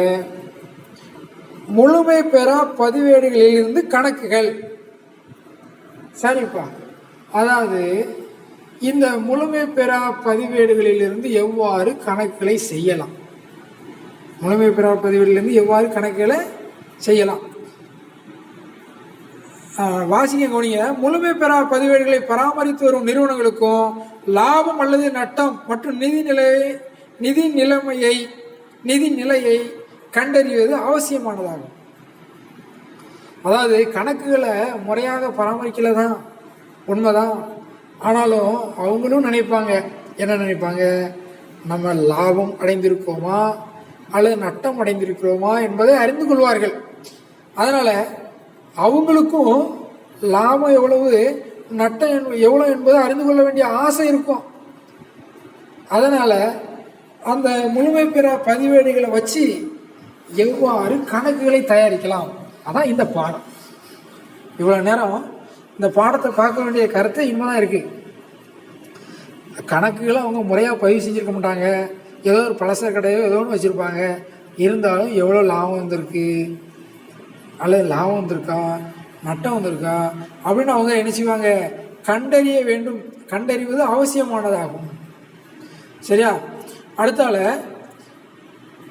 பெறப்படும் தகவல்கள் நினைவுகள் அடிப்படையில் லாபம் அல்லது நட்டம் கண்டறியப்படலாம். அதாவது எப்படி லாபம் நட்டத்தை கண்டறிய? பெறப்படும் தகவல்னா என்னது? எவ்வளோ சொத்து இருக்குது, கல்லாப்பட்டியில் இவ்வளோ ரூபா இருக்குது, எத்தனை மூடை அரிசி இருக்குது, இவ்வளோ ரூபா, எத்தனை மூடை அரிசி இருக்குது, இவ்வளோ விற்றுருக்கோம் அப்படின்ட்டு ஏதாவது ஒரு தகவல் சொல்லுவான். அந்த தகவலின் அடிப்படையில் இது லாபமா நட்டமா அல்லது நினைவில் வச்சுருப்பான். கணக்கை அதாவது முறையாக பதிவு செஞ்சுருக்க மாட்டான், நினைவில் வச்சுருப்பான். அந்த தகவல் பெறப்படும் தகவல்களின் அடிப்படையிலும் அல்லது நினைவுகள் அடிப்படையிலும் அது லாபமா அல்லது நட்டமா என்பதை கண்டறியலாம். அடுத்தால இன்னொரு விஷயம், எப்படி கண்டறியலாம்? இறுதி முதலுக்கும் தொடக்க முதலுக்கும் உள்ள வேறுபாடு. இறுதி முதல்னா என்ன, தொடக்க முதல்னா என்ன? அதாவது தொடக்கத்தில் 1 லட்ச ரூபாய்க்கு சொத்து இருக்குது. நீங்கள் நல்லா கவனிங்க, நான் பேசுகிறத நல்லா கவனிச்சுக்கோங்க. கம்பெனியில் 1 லட்ச ரூபாய்க்கு சொத்து இருக்குது. என்ன சொத்துலாம் இருக்குது? 80,000 ரூபாய்க்கு இயந்திரம் இருக்குது. எவ்வளோ இருக்குது? 80,000 ரூபாய்க்கு இயந்திரம் இருக்குது. 20,000 ரொக்கம் இருக்குது. எவ்வளோ இருக்குது? 20,000 எவ்வளோ இருக்குது? ரொக்கம் இருக்குது. 80,000 இயந்திரத்தின் மதிப்பு 80,000. கம்பெனியில் இயந்திரம் என்ற சொத்து 80,000. ரொக்கம் என்ற சொத்து 20,000. மொத்தம் 1 லட்ச ரூபாய்க்கு சொத்து இருக்கு. எவ்வளோ ரூபாய்க்கு சொத்து இருக்கு? 1 லட்ச ரூபா. கம்பெனியில் 50,000 ரூபா கடன் இருக்கு. 50,000 என்ன இருக்கு? கடன் இருக்கு. அப்போ நீங்கள் போன வருஷம் படிச்சிருப்பீங்க. சொத்து எவ்வளோ இருக்குது? 1 லட்சம். கடன் எவ்வளோ இருக்குது? 50,000. சொத்து கடனுக்கு என்ன பேர்? பொறுப்பு. சொத்துலேருந்து பொறுப்பை கழிச்சா என்னது? முதல். அப்போது அவன் எவ்வளோ ரூபா முதல் போட்டிருப்பான்? 50,000 முதல் போட்டிருப்பான். 50,000 கடன் வாங்கியிருப்பான். 50,000 முதல் போட்டிருக்கான், 50,000 கடன் வாங்கியிருக்கான். 1 லட்ச ரூபாய்க்கு சொத்து இருக்குது. புரியுதா உங்களுக்கு? சொத்துலேருந்து பொறுப்பை கழிச்சா அதான் முதல். நல்லா கவனிக்கலாம். திருப்பி ஒரு சொல்கிறேன். கம்பெனியில் 80,000 ரூபாய்க்கு இயந்திரம் இருக்குப்பா, மிஷின். இயந்திரனானது மிஷின். மிஷின் வந்து 80,000 ரூபாய்க்கு இருக்குது. மிஷின் 20,000 ரூபாய்க்கு, 20,000 கேஷாக இருக்குது, ரொக்கம் இருக்குது. அப்போ கம்பெனியில் 1 லட்ச ரூபா சொத்து இருக்குது. அப்போ 1 லட்ச ரூபா சொத்தில் கம்பெனிக்கு 50,000 கடன் இருக்குது. அப்போது இந்த சொத்துலேருந்து 1 லட்சம் சொத்து, அதில் பொறுப்பு 50,000, அதை கழிச்சா மிச்சம் இருக்கிறது என்னது 50,000. அந்த 50,000 தான் அவன் போட்ட முதல். 50,000 முதல் போட்டிருப்பான், 50,000 கடன் வாங்கியிருப்பான். கடைசியில் 1 லட்ச ரூபாய்க்கு என்ன இருக்குது? சொத்து இருக்குது. அப்போது சொத்துகளிலிருந்து பொறுப்புகளை கழித்தால் கிடைப்பது முதல். நல்லா கவனிச்சுக்காங்க, திரும்ப சொல்லிடுறேன். சொத்துகளில் இருந்து பொறுப்புகளை கழித்தால் கிடைப்பது முதல். கம்பெனியின் ஆரம்பத்தில் அல்லது ஆண்டின் தொடக்கத்தில் உள்ள சொத்துகளில் இருந்து ஆண்டின் தொடக்கத்தில் உள்ள பொறுப்புகளை கழித்தால் கிடைப்பது தொடக்க முதல். கவனிங்கப்பா, அதாவது இங்கே வந்து தொடக்க முதல் எவ்வளோன்னு முறையாக நம்மளுக்கு தெரியாது. சும்மா எவ்வளோ சொத்து இருக்குது, சொத்துலேருந்து பொறுப்பு கழிச்சிருவோம், கழிச்சா கிடைக்கிறது முதல் அப்படின்னு கண்டுபிடிச்சிருவோம் தோராயமாக. சரி, தொடக்க முதல் கண்டுபிடிச்சாச்சு 50,000 ரூபா. தொடக்க முதல் கண்டுபிடிச்சாச்சு எவ்வளவு? 50,000 ரூபா. அப்போ இறுதி முதலை எப்படி கண்டுபிடிக்க?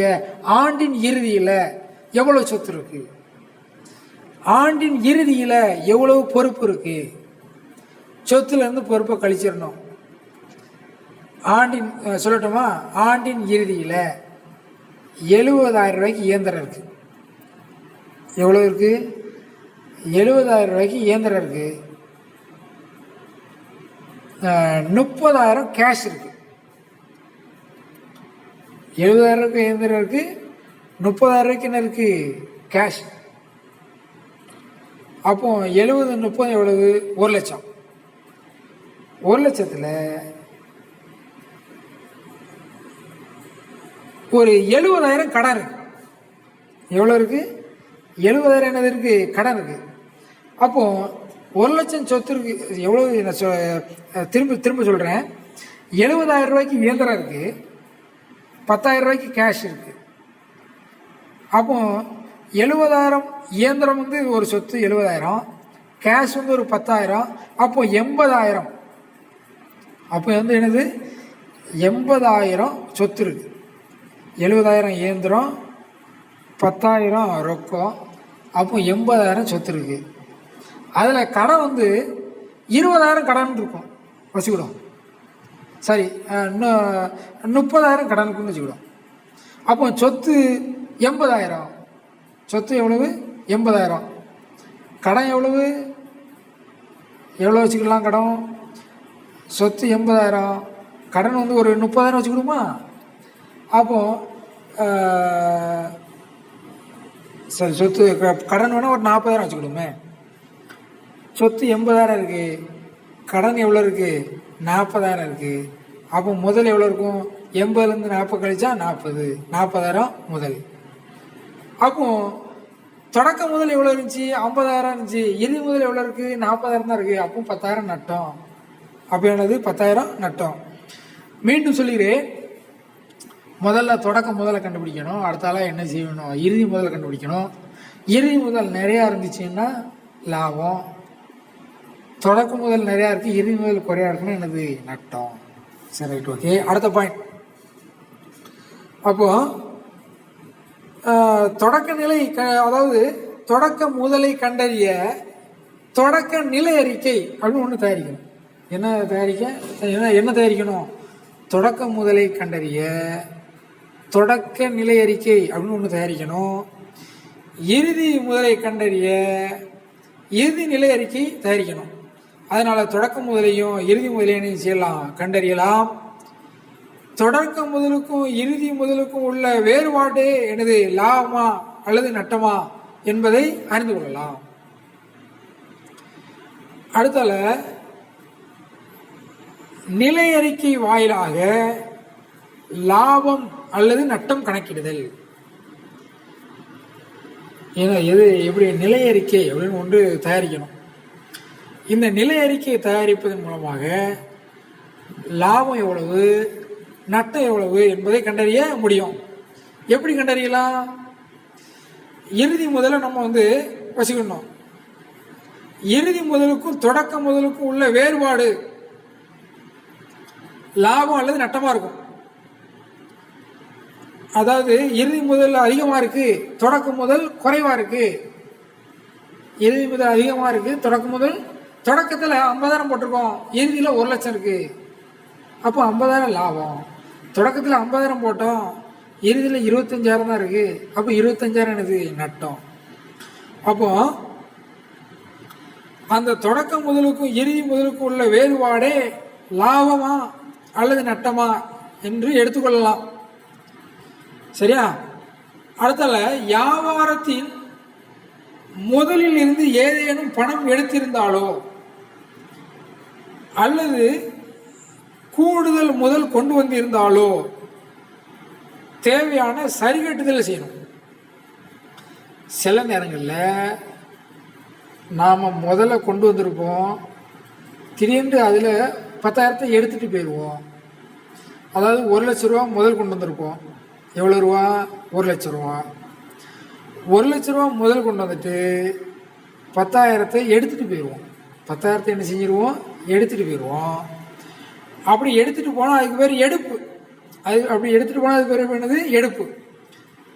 1,00,000 கொண்டு வந்துருப்போம், அடுத்தாலையும் முதல் ஒரு 25,000 கொண்டு வருவோம். அது கூடுதல். அது என்ன முதல்? கூடுதல் முதல். அப்போ 1,00,000 கொண்டு வந்துட்டு 10,000 எடுத்துட்டு போனா அந்த 10,000க்கு பேர் எடுப்பு. 1,00,000 முதல் கொண்டு வரோம், 25,000 ரெண்டாவது திருப்பியும் கொண்டு வரோம் அப்படின்னா அந்த திருப்பியும் கொண்டு வரக்கூடிய முதலுக்கு பேர் என்ன பேரு? கூடுதல் முதல். அடுத்தால கவனிங்க, இப்போ இறுதி எடுப்பை இறுதி முதலோட கூட்டணும். எடுப்பை எதோட? இறுதி முதலோட எடுப்பை கூட்டணும். ஏன் கூட்டணும்? இறுதி முதலோட எடுப்புகளை கூட்ட வேண்டும். ஏன் கூட்டணும்? வாசிங்க பாருங்க. ஏனெனில் எடுப்புகள் இறுதி முதலை குறைத்திருக்கலாம். அதாவது இறுதி முதலோட எடுப்பை என்ன செய்யணும்?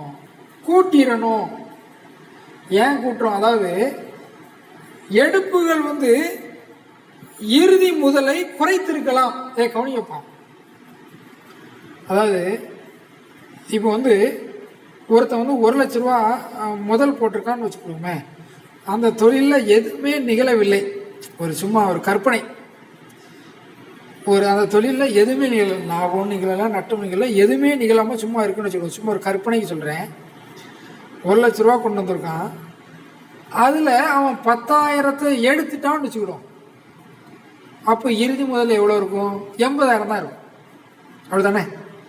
அப்போ இப்போ எடுப்புகள் எடுப்பதினால் இறுதி முதல் குறைகிறது. அப்படிதானே? நல்லா கவனிங்க. திருப்பி ஒரு வாட்ட சொல்லுதான் பாருங்க. திருப்பி ஒரு வாட்ட சொல்லுதான் நல்லா கவனிங்க. ஒருத்தன் 1,00,000 ரூபா கொண்டு வந்திருக்கான்ப்பா, அந்த 1,00,000 ரூபா தான் தொடக்க முதல். அவன் அந்த ஆண்டு எந்த விதமான வணிகமும் செய்யவில்லை. அப்போ கடைசியா எவ்வளவு இருக்கும்? 1,00,000 தான் என்ன செய்யும்? இருக்கும். 1,00,000 ரூபா முதல் கொண்டு வந்திருக்கான் கம்பெனிக்கு. கம்பெனியில ஆரம்பத்தில் 1,00,000 ரூபா முதல் இருக்கிறது. கம்பெனியில் எந்த விதமான வணிக நடவடிக்கைகளும் நிகழவில்லை. கடைசியில் எவ்வளவு இருக்கும்? அதே 1,00,000 தான் என்ன செய்யும்? இருக்கும். ஆனா 10,000 எடுத்துட்டோம்னா இறுதி முதல் எவ்வளவு இருக்கும்? 90,000 தான் என்ன செய்யும்? இருக்கும். அப்படிதானே? அப்போ எடுப்புகளை என்ன செய்யணும்? இறுதி முதலோடு கூட்ட வேண்டும். நல்லா கவனிங்க. 1,00,000 ரூபா கொண்டு வந்திருக்கான், ஆனால் கடைசியில் 80,000 தான் என்ன செய்யுது? இருக்கு. கடைசியில் 90,000 தான் என்ன செய்யுது? இருக்கு. அப்போ அவன் எவ்வளோ எடுத்திருக்கான்? 10,000. அப்படிதானே? அப்போ கடைசியாக எவ்வளோ இருக்கு? 90,000 தான் இருக்கு. அப்போ அந்த இறுதி முதல் குறையுது இல்ல? எப்போ? ஏன் குறையுது? எடுப்பு எடுத்ததுனால. எடுப்புனா என்னது? சொந்த பையனுக்கு 10,000 என்ன செய்தான்? எடுத்துட்டு போயிட்டான். சொந்த பையனுக்கு 10,000 எடுத்ததுனால இறுதி முதல் குறைகிறது. அதனால் எடுப்பு எடுத்தாலே என்ன செய்ய வேண்டும்? இறுதி முதலோடு கூட்டி விட வேண்டும். எதை கூட்டி விட வேண்டும்? எடுப்பை கூட்டி விட வேண்டும். இறுதி ஏதேனும் பணம் அதாவது கவனிங்க, அவ்வாண்டில் கொண்டு வந்த கூடுதல் முதல் கழிக்கப்பட வேண்டும். ஏனெனில் கொண்டு வந்த கூடுதல் முதலானது இறுதி முதலை அதிகரிக்கலாம். இறுதி முதலை என்ன செய்யலாம்? அதிகரிக்கலாம். ஒருத்தன் 1,00,000 ரூபா முதல் போட்டிருக்கான், அடுத்தால ஒரு 25,000 கூடுதலாக என்ன செஞ்சிருக்கான்? கொண்டு வந்திருக்கான். அப்போ இறுதி முதல் எவ்வளோ இருக்கும்? 1,00,000 + 25,000, 1,25,000 என்ன செய்யும்? இருக்கும். நீங்கள் கூடுதல் முதல் வந்தால் அதை என்ன செய்யணும்? கழிக்க வேண்டும். அப்படி கழிச்சாதான் சரி கட்டப்பட்ட இறுதி முதல் என்ன செய்யும்? கிடைக்கும். அப்போ சரி கட்டப்பட்ட இறுதி முதல் என்ன?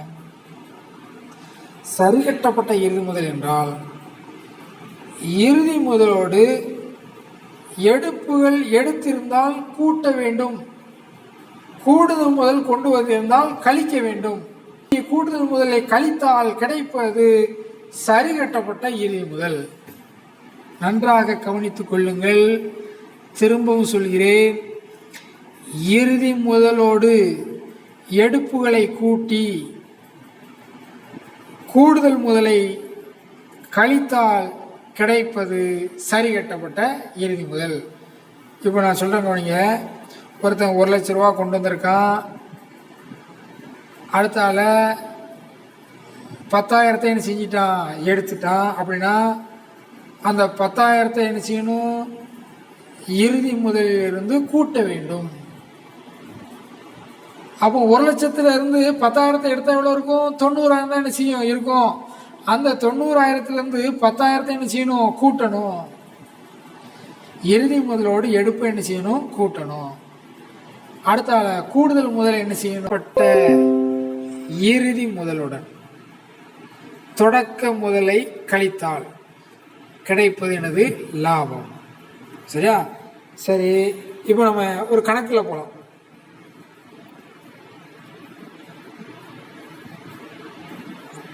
ஒரு எடுத்துக்காட்டு கணக்கு செய்துவிட்டு கணக்குக்கு போகலாம்.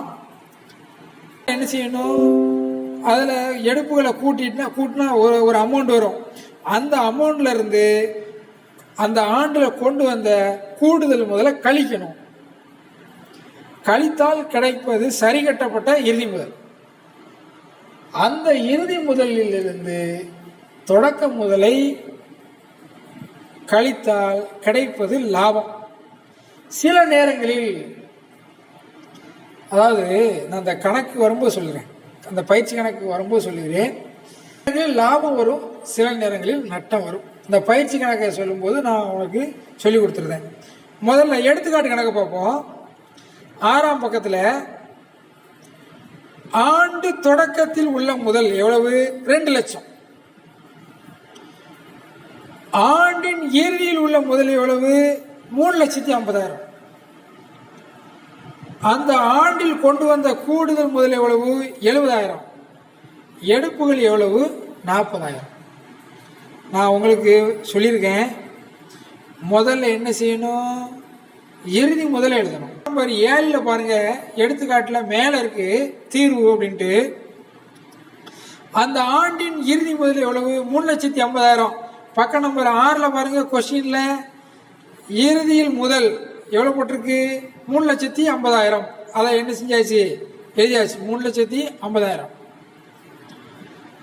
அந்த ஆண்டின் அதை இறுதி முதலோட எதை கூட்டணும்னு சொன்னேன்? எடுப்புகளை.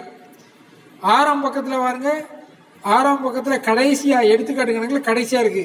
எடுப்புகள் எவ்வளவு இருக்கு? 40,000 இருக்கு.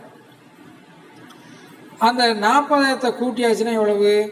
3,50,000 40,000 கூட்டியாச்சுன்னா 3,90,000. அந்த 3,90,000 எதை கழிக்கணும்? 6ஆம் பக்கத்தில் இருக்கு, கீழே இருந்து 2வது லைன்ல அவ்வாண்டில் கொண்டு வந்த கூடுதல் முதல் எவ்வளவு? 70,000. கூடுதல் முதல் என்ன செய்யணும்? கழிக்கணும்.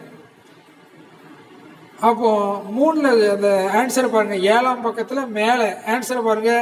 3,50,000 40,000 கூட்டணும். 40,000 எடுப்பு கூட்டினா 3,90,000. அதில் கூடுதல் முதல் அவ்வாண்டில் கொண்டு வந்த கூடுதல் முதல் 70,000. இந்த 70,000 கழிச்சா எவ்வளவு? 3,20,000. இந்த 3,20,000 தான் சரி கட்டப்பட்ட இறுதி முதல். என்ன முதல்? சரி கட்டப்பட்ட இறுதி முதல். இதான் சரியான இறுதி முதல். இந்த இறுதி முதல்ல இருந்து எதை கழிக்கணும்? தொடக்க முதல். தொடக்க முதல் எவ்வளவு? 6ஆம் பக்கத்தில் பாருங்க, அந்த எடுத்துக்காட்டு கணக்கில் முதல்ல இருக்கு ஆண்டு தொடக்கத்தில் உள்ள முதல் எவ்வளவு? 2 லட்சம். அப்போ இங்க 7ஆம் பக்கம் வாங்க, சரி கட்டப்பட்ட முதல், சரி கட்டப்பட்ட இறுதி முதல் 3,20,000. தொடக்க முதல் எவ்வளவு? 2 லட்சம். அப்போ 3,20,000 2 லட்சத்தை கழிச்சா 1,20,000. இதுதான் என்னது? லாபம். சில நேரங்களில் இந்த சரிகட்டப்பட்ட இறுதி முதலானது குறைவாக இருக்கும். இங்க பாரு, இந்த கணக்கில் ஆன்சர்ல பாருங்க, சரிகட்டப்பட்ட இறுதி முதல் 3,20,000. தொடக்க முதல் எவ்வளவு? 2 லட்சம். அப்போ 3,20,000 2 லட்சத்தை கழிக்க முடியும். 3,20,000 2 லட்சத்தை கழிச்சா 1,20,000 கழிக்க முடிஞ்சா லாபம். இதே சரிகட்டப்பட்ட இறுதி முதல் 2 லட்சமா இருந்தா, சரிகட்டப்பட்ட இறுதி முதல் 2 லட்சமா இருந்தா, தொடக்க முதல் 3,20,000 இருந்தா கழிக்க முடியுமா? முடியாது. நல்லா கவனிங்க. இந்த 3,20,000 2 லட்சம் இருக்க இடத்துலையும், 2 லட்சம் இருக்க 2 லட்சம் 3,20,000 இருக்க இடத்துலையும் இருந்தா, 2 லட்சத்துலேருந்து 3,20,000 கழிக்க முடியுமா? முடியாது. அப்போ கீழே இருந்து மேலே கழிச்சிடணும். அதாவது அதுக்கு அது 2வது எடுத்துக்காட்டை சொல்கிறேன்னே. 2வது எடுத்துக்காட்டு கணக்கில் இருக்குது. நான் 2வது எடுத்துக்காட்டில் செய்யும்போது சொல்லித்தரேன். முதல் எடுத்துக்காட்டை சொல்லித்தரேன். இறுதி முதல்ல இருந்து எடுப்பை கூட்டியாச்சு. எடுப்பை கூட்டினதுக்கப்புறம் கூடுதல் முதல் என்ன செய்யணும்? கழிக்கணும். கழிச்சாச்சுன்னா அதுக்கு பேர் என்ன பேர்? சரி கட்டப்பட்ட இறுதி முதல். அந்த சரி கட்டப்பட்ட இறுதி முதல்லேருந்து தொடக்க முதல கழிச்சா அதுதான் எனது லாபம். இது முதல் எடுத்துக்காட்டு. அடுத்தால 2ஆம் எடுத்துக்காட்டை பாருங்க. 2018 ஏப்ரல் 1 முதல், அதாவது கணக்குகள் ஏப்ரல் 1 ஆரம்பிக்கும், மார்ச் 31 கணக்கு என்ன செய்ய முடியப்படும். 2018 ஏப்ரல்ல ஆரம்பிச்சிருக்கு. அப்போ அதான் தொடக்க முதல். அதான் என்னது? தொடக்க முதல். தொடக்க முதல் எவ்வளவு? 1,60,000. 2019 மார்ச்சில் கணக்கு முடிக்காங்க. அப்போ 1,50,000 இருக்கு. அதான் இறுதி முதல். அந்த ஆண்டில் கொண்டு வந்த முதல் எவ்வளவு? 25,000. அந்த ஆண்டில் கொண்டு வந்த முதல் எவ்வளவு? 25,000. எடுப்பு எவ்வளவு? 30,000. இதான் கொஸ்டின், எடுத்துக்காட்டு. தொடக்க முதல் 1,60,000. அடுத்தால இறுதி முதல் 1,50,000. கூடுதல் முதல் 25,000. எடுப்பு 30,000. இதான் கொஸ்டின். இப்போ நம்ம கணக்கு செய்யணும். எப்படி கணக்கு செய்யணும்? முதல்ல எது எழுதணும்? இறுதி முதல்ல எழுதணும். இது ஃபார்மெட்டு. நீங்கள் அந்த ஃபார்மெட்டை நல்லா என்ன செஞ்சுக்கணும்? படிச்சுக்கணும். ஃபார்மெட் எங்கே இருக்கு? பக்க நம்பர் 6ல் இருக்கு. லாப நட்ட அறிக்கை. என்ன அறிக்கை? அது பேர் என்ன பேர்? லாபமா நட்டமா என்பதை கண்டறியக்கூடிய அறிக்கை. அந்த அறிக்கையில் என்ன சொல்லியிருக்கு? இறுதி முதல்ல இருந்து எடுப்பை கூட்டணும். அதுல இருந்து என்ன செய்யணும்? கூடுதல் முதல் என்ன செய்யணும்? கழிக்கணும். கழிச்சாச்சுன்னா கிடைக்கிது என்னது? சரி கட்டப்பட்ட இறுதி முதல். அதுல இருந்து தொடக்க முதல்ல கழிச்சா என்னது? லாபம். இப்போ எடுத்துக்காட்டு 2க்கு வாங்க. எடுத்துக்காட்டு 2ல தொடக்க முதல் 1,60,000. முதல்ல தொடக்க முதலே எழுதணும்? இல்லை, முதல்ல இறுதி முதல் எழுதணும். இறுதி முதல் எவ்வளவு? 1,50,000 எழுதியாச்சு. அதுக்கப்புறம் எதை கூட்டணும்? எடுப்பை கூட்டணும். எடுப்பு எவ்வளவு? 30,000. 1,50,000 30,000 கூட்டினா எவ்வளவு? 1,80,000. அதுக்கப்புறம் என்ன செய்யணும்? கூடுதல் முதல்ல கழிக்கணும். 1,80,000 20,000 கழிச்சா 1,55,000. 1,55,000 தொடக்க முதல் எவ்வளவு? 1,60,000. 1,55,000 1,60,000 கழிக்க முடியுமா? முடியாது. அப்புறம் என்ன செய்யணும்? கீழே இருந்து மேலே 1,60,000 1,55,000 கழிக்கணும். கழிச்சா எவ்வளவு? 5,000. அப்போ அந்த 5,000 என்னது? நட்டம். அதாவது சரி கட்டப்பட்ட இறுதி முதலிலிருந்து தொடக்க முதலை கழிக்க முடிந்தால் லாபம், கழிக்க முடியவில்லை என்றால் கீழே இருந்து மேலே தொடக்க முதல்ல இருந்து இறுதி முதல் என்ன செஞ்சிடணும்? கழிஞ்சிடணும். இங்கே கீழே என்ன இருக்குது? 1,60,000 இருக்குது தொடக்க முதல். சரி கட்டப்பட்ட இறுதி முதலுக்கு 1,55,000 இருக்குது. அதனால் 1,60,000 1,55,000 கழிச்சா 5,000, அது நட்டம். சரியா? லாபம் நட்டம் 2 எடுத்துக்காட்டு கணக்கை செஞ்சாச்சு. இப்போது ஒரு பயிற்சி கணக்கை உங்களுக்கு செஞ்சு காட்டுறேன். கவனிங்க. பயிற்சி கணக்கு எத்தனாம் பக்கம் இருக்கு? 31ஆம் பக்கம் இருக்கு. அந்த 31ஆம் பக்கத்தில் முதல் பயிற்சி கணக்கு ஆண்டின் தொடக்க முதல் 5 லட்சம். இதையா எழுதுவோம்? முதல்ல இல்லை, முதல்ல இறுதி முதல் எழுதுவோம். இறுதி முதல் எவ்வளவு? 8,80,000. பாருங்க, இறுதி முதல் 8,80,000 எழுதியிருக்கனா? ஓகே. அடுத்தால என்ன செய்யணும்? எடுப்பை கூட்டணும். எடுப்பு எவ்வளவு? 70,000. இங்க பாருங்க, 70,000 கூட்டியிருக்கனா? 8,50,000 70,000 கூட்டுனா 9,20,000. அடுத்தால என்ன செய்யணும்? கூடுதல் முதல்ல கழிக்கணும். கூடுதல் முதல் எவ்வளவு? 1,20,000. 9,20,000 1,20,000 கழிச்சா 8 லட்சம். இந்த 8 லட்சம் தான் சரி கட்டப்பட்ட இறுதி முதல். இந்த சரி கட்டப்பட்ட இறுதி முதல்ல இருந்து எதை கழிக்கணும்? கொஸ்டினுக்கு வாங்க. தொடக்க முதல். தொடக்க முதல் எவ்வளவு? 5 லட்சம். 5 லட்சத்தை கழிச்சா எவ்வளவு? 3 லட்சம். 8 லட்சத்திலிருந்து 5 லட்சத்தை கழிச்சா 3 லட்சம். இது லாபம். இது எனது லாபம். மாணவர்களே, இதை விட ஒரு எளிமையான முறை நம்மிடம் இருக்கிறது. அந்த எளிமையான முறையை நாம் வகுப்பிற்கு வரும்போது உங்களுக்கு கற்றுத்தர போகிறேன். இப்போது சரியான முறைப்படி, அதாவது ஃபார்முலா படி இப்படி தான் நடத்தணும் அப்படிங்கிறனால ஃபார்முலா படி உங்களுக்கு நடத்தியிருக்கோம். இறுதி முதல்லேருந்து எடுப்பை கூட்டணும், அதுலேருந்து கூடுதல் முதல்ல கழிக்கணும், கழிச்சா கிடைக்கக்கூடியது சரி கட்டப்பட்ட இறுதி முதல், அதுலேருந்து தொடக்க முதல்ல கழிச்சா லாபம். இது வந்து ஃபார்மட். இந்த ஃபார்மட்டே இல்லாமல் எளிமையாக கணக்குகளை செய்ய முடியும். அதற்கான முறை இருக்கிறது. நாம் நேரில் வகுப்பறையில் சந்திக்கும் போது அந்த எளிமையான முறைகளை உங்களுக்கு நீங்களே விரும்பி கற்கும் அளவில் எளிமையாக கற்றுத்தருகிறேன். சரியாக? இப்போது நீங்கள் எவ்வாறு படிக்க வேண்டும்? இதை இந்த ஃபார்மட் படி நீங்கள் படிக்கணும். இந்த ஃபார்மட் எங்கே இருக்கு? பக்கம் நம்பர் 6 இருக்கிறது. இறுதி முதலோடு எடுப்பை கூட்ட வேண்டும். அதாவது லாப நட்ட அறிக்கை அப்படின்னு ஒரு ஃபார்மட் இருக்கு. அந்த ஃபார்மட்டை படித்து நீங்கள் பயிற்சி கணக்குகளை செய்யுங்க. நாம் வகுப்பறையில் சந்திக்கும் போது உங்களுக்கு இந்த ஃபார்மட் இல்லாமல் எளிதாக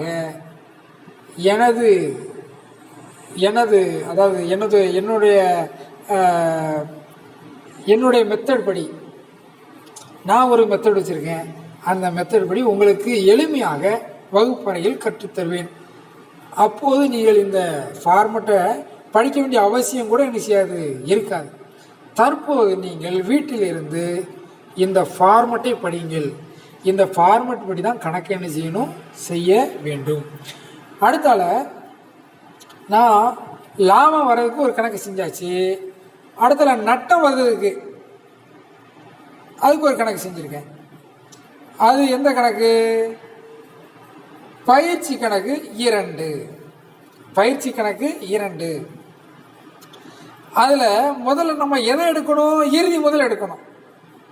அங்கே வந்து அந்த கணக்கில் கம்பெனி எப்போ ஆரம்பிச்சிருக்கு? ஜனவரியில் ஆரம்பிச்சிருக்கு. எப்போ முடிச்சிருக்காங்க? டிசம்பரில். அப்போ இறுதி முதல் எவ்வளவு? டிசம்பரில் உள்ள முதல் இறுதி முதல் எவ்வளவு? 1,80,000. வாங்க, இறுதி முதல் 1,80,000 எழுதியாச்சா? அதுக்கப்புறம் என்ன செய்யணும்? பயிற்சி கணக்கு 2 எடுப்பு அதை கூட்டணும். எடுப்பு எவ்வளவு? 50,000. எடுப்பை கூட்டினா எவ்வளவு? 1,80,000 50,000 கூட்டினா 2,30,000.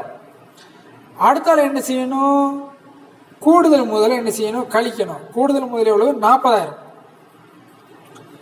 அப்போ 40,000 கழிச்ச 1,90,000. இந்த 1,90,000 தான் சரி கட்டப்பட்ட இறுதி முதல். இந்த சரி கட்டப்பட்ட இறுதி முதலோடு எதை கழிக்க வேண்டும்? தொடக்க முதல். தொடக்க முதல் எவ்வளவு? 2,20,000. அப்படிதானே? அப்போ 1,90,000 2,20,000 கழிக்க முடியுமா? முடியாது. கவனிங்க, 1,90,000 1,80,000 கழிச்சிடலாம். 1,90,000 1,80,000 கழிச்சா 10,000 லாபம் அப்படின்னு சொல்லிடலாம். ஆனா இங்க பாருங்க, 1,90,000 1,90,000 2,20,000 கழிக்கணும். கழிக்க முடியுமா? கழிக்க முடியாது. அதனால 2,20,000 1,90,000 என்ன செய்யணும்? கழிச்சிடணும். கீழே இருந்து மேலே அப்படி கழிச்சா கிடைக்கும் ஒரு அமௌண்ட். நான் கீழே கழிச்சு காமிச்சிருக்கேன் பாருங்க. கீழே பாருங்க, நான் கழிச்சு காமிச்சிருக்கேன். 2,20,000 1,90,000 கழிச்சா 30,000. கீழே இருந்து மேலே கழிச்சா அதுக்கு பேர் என்ன பேர்? நட்டம். சரியா மாணவர்களே? வீட்டிலிருந்து கணக்குகளை நன்றாக படியுங்கள். கணக்குகளை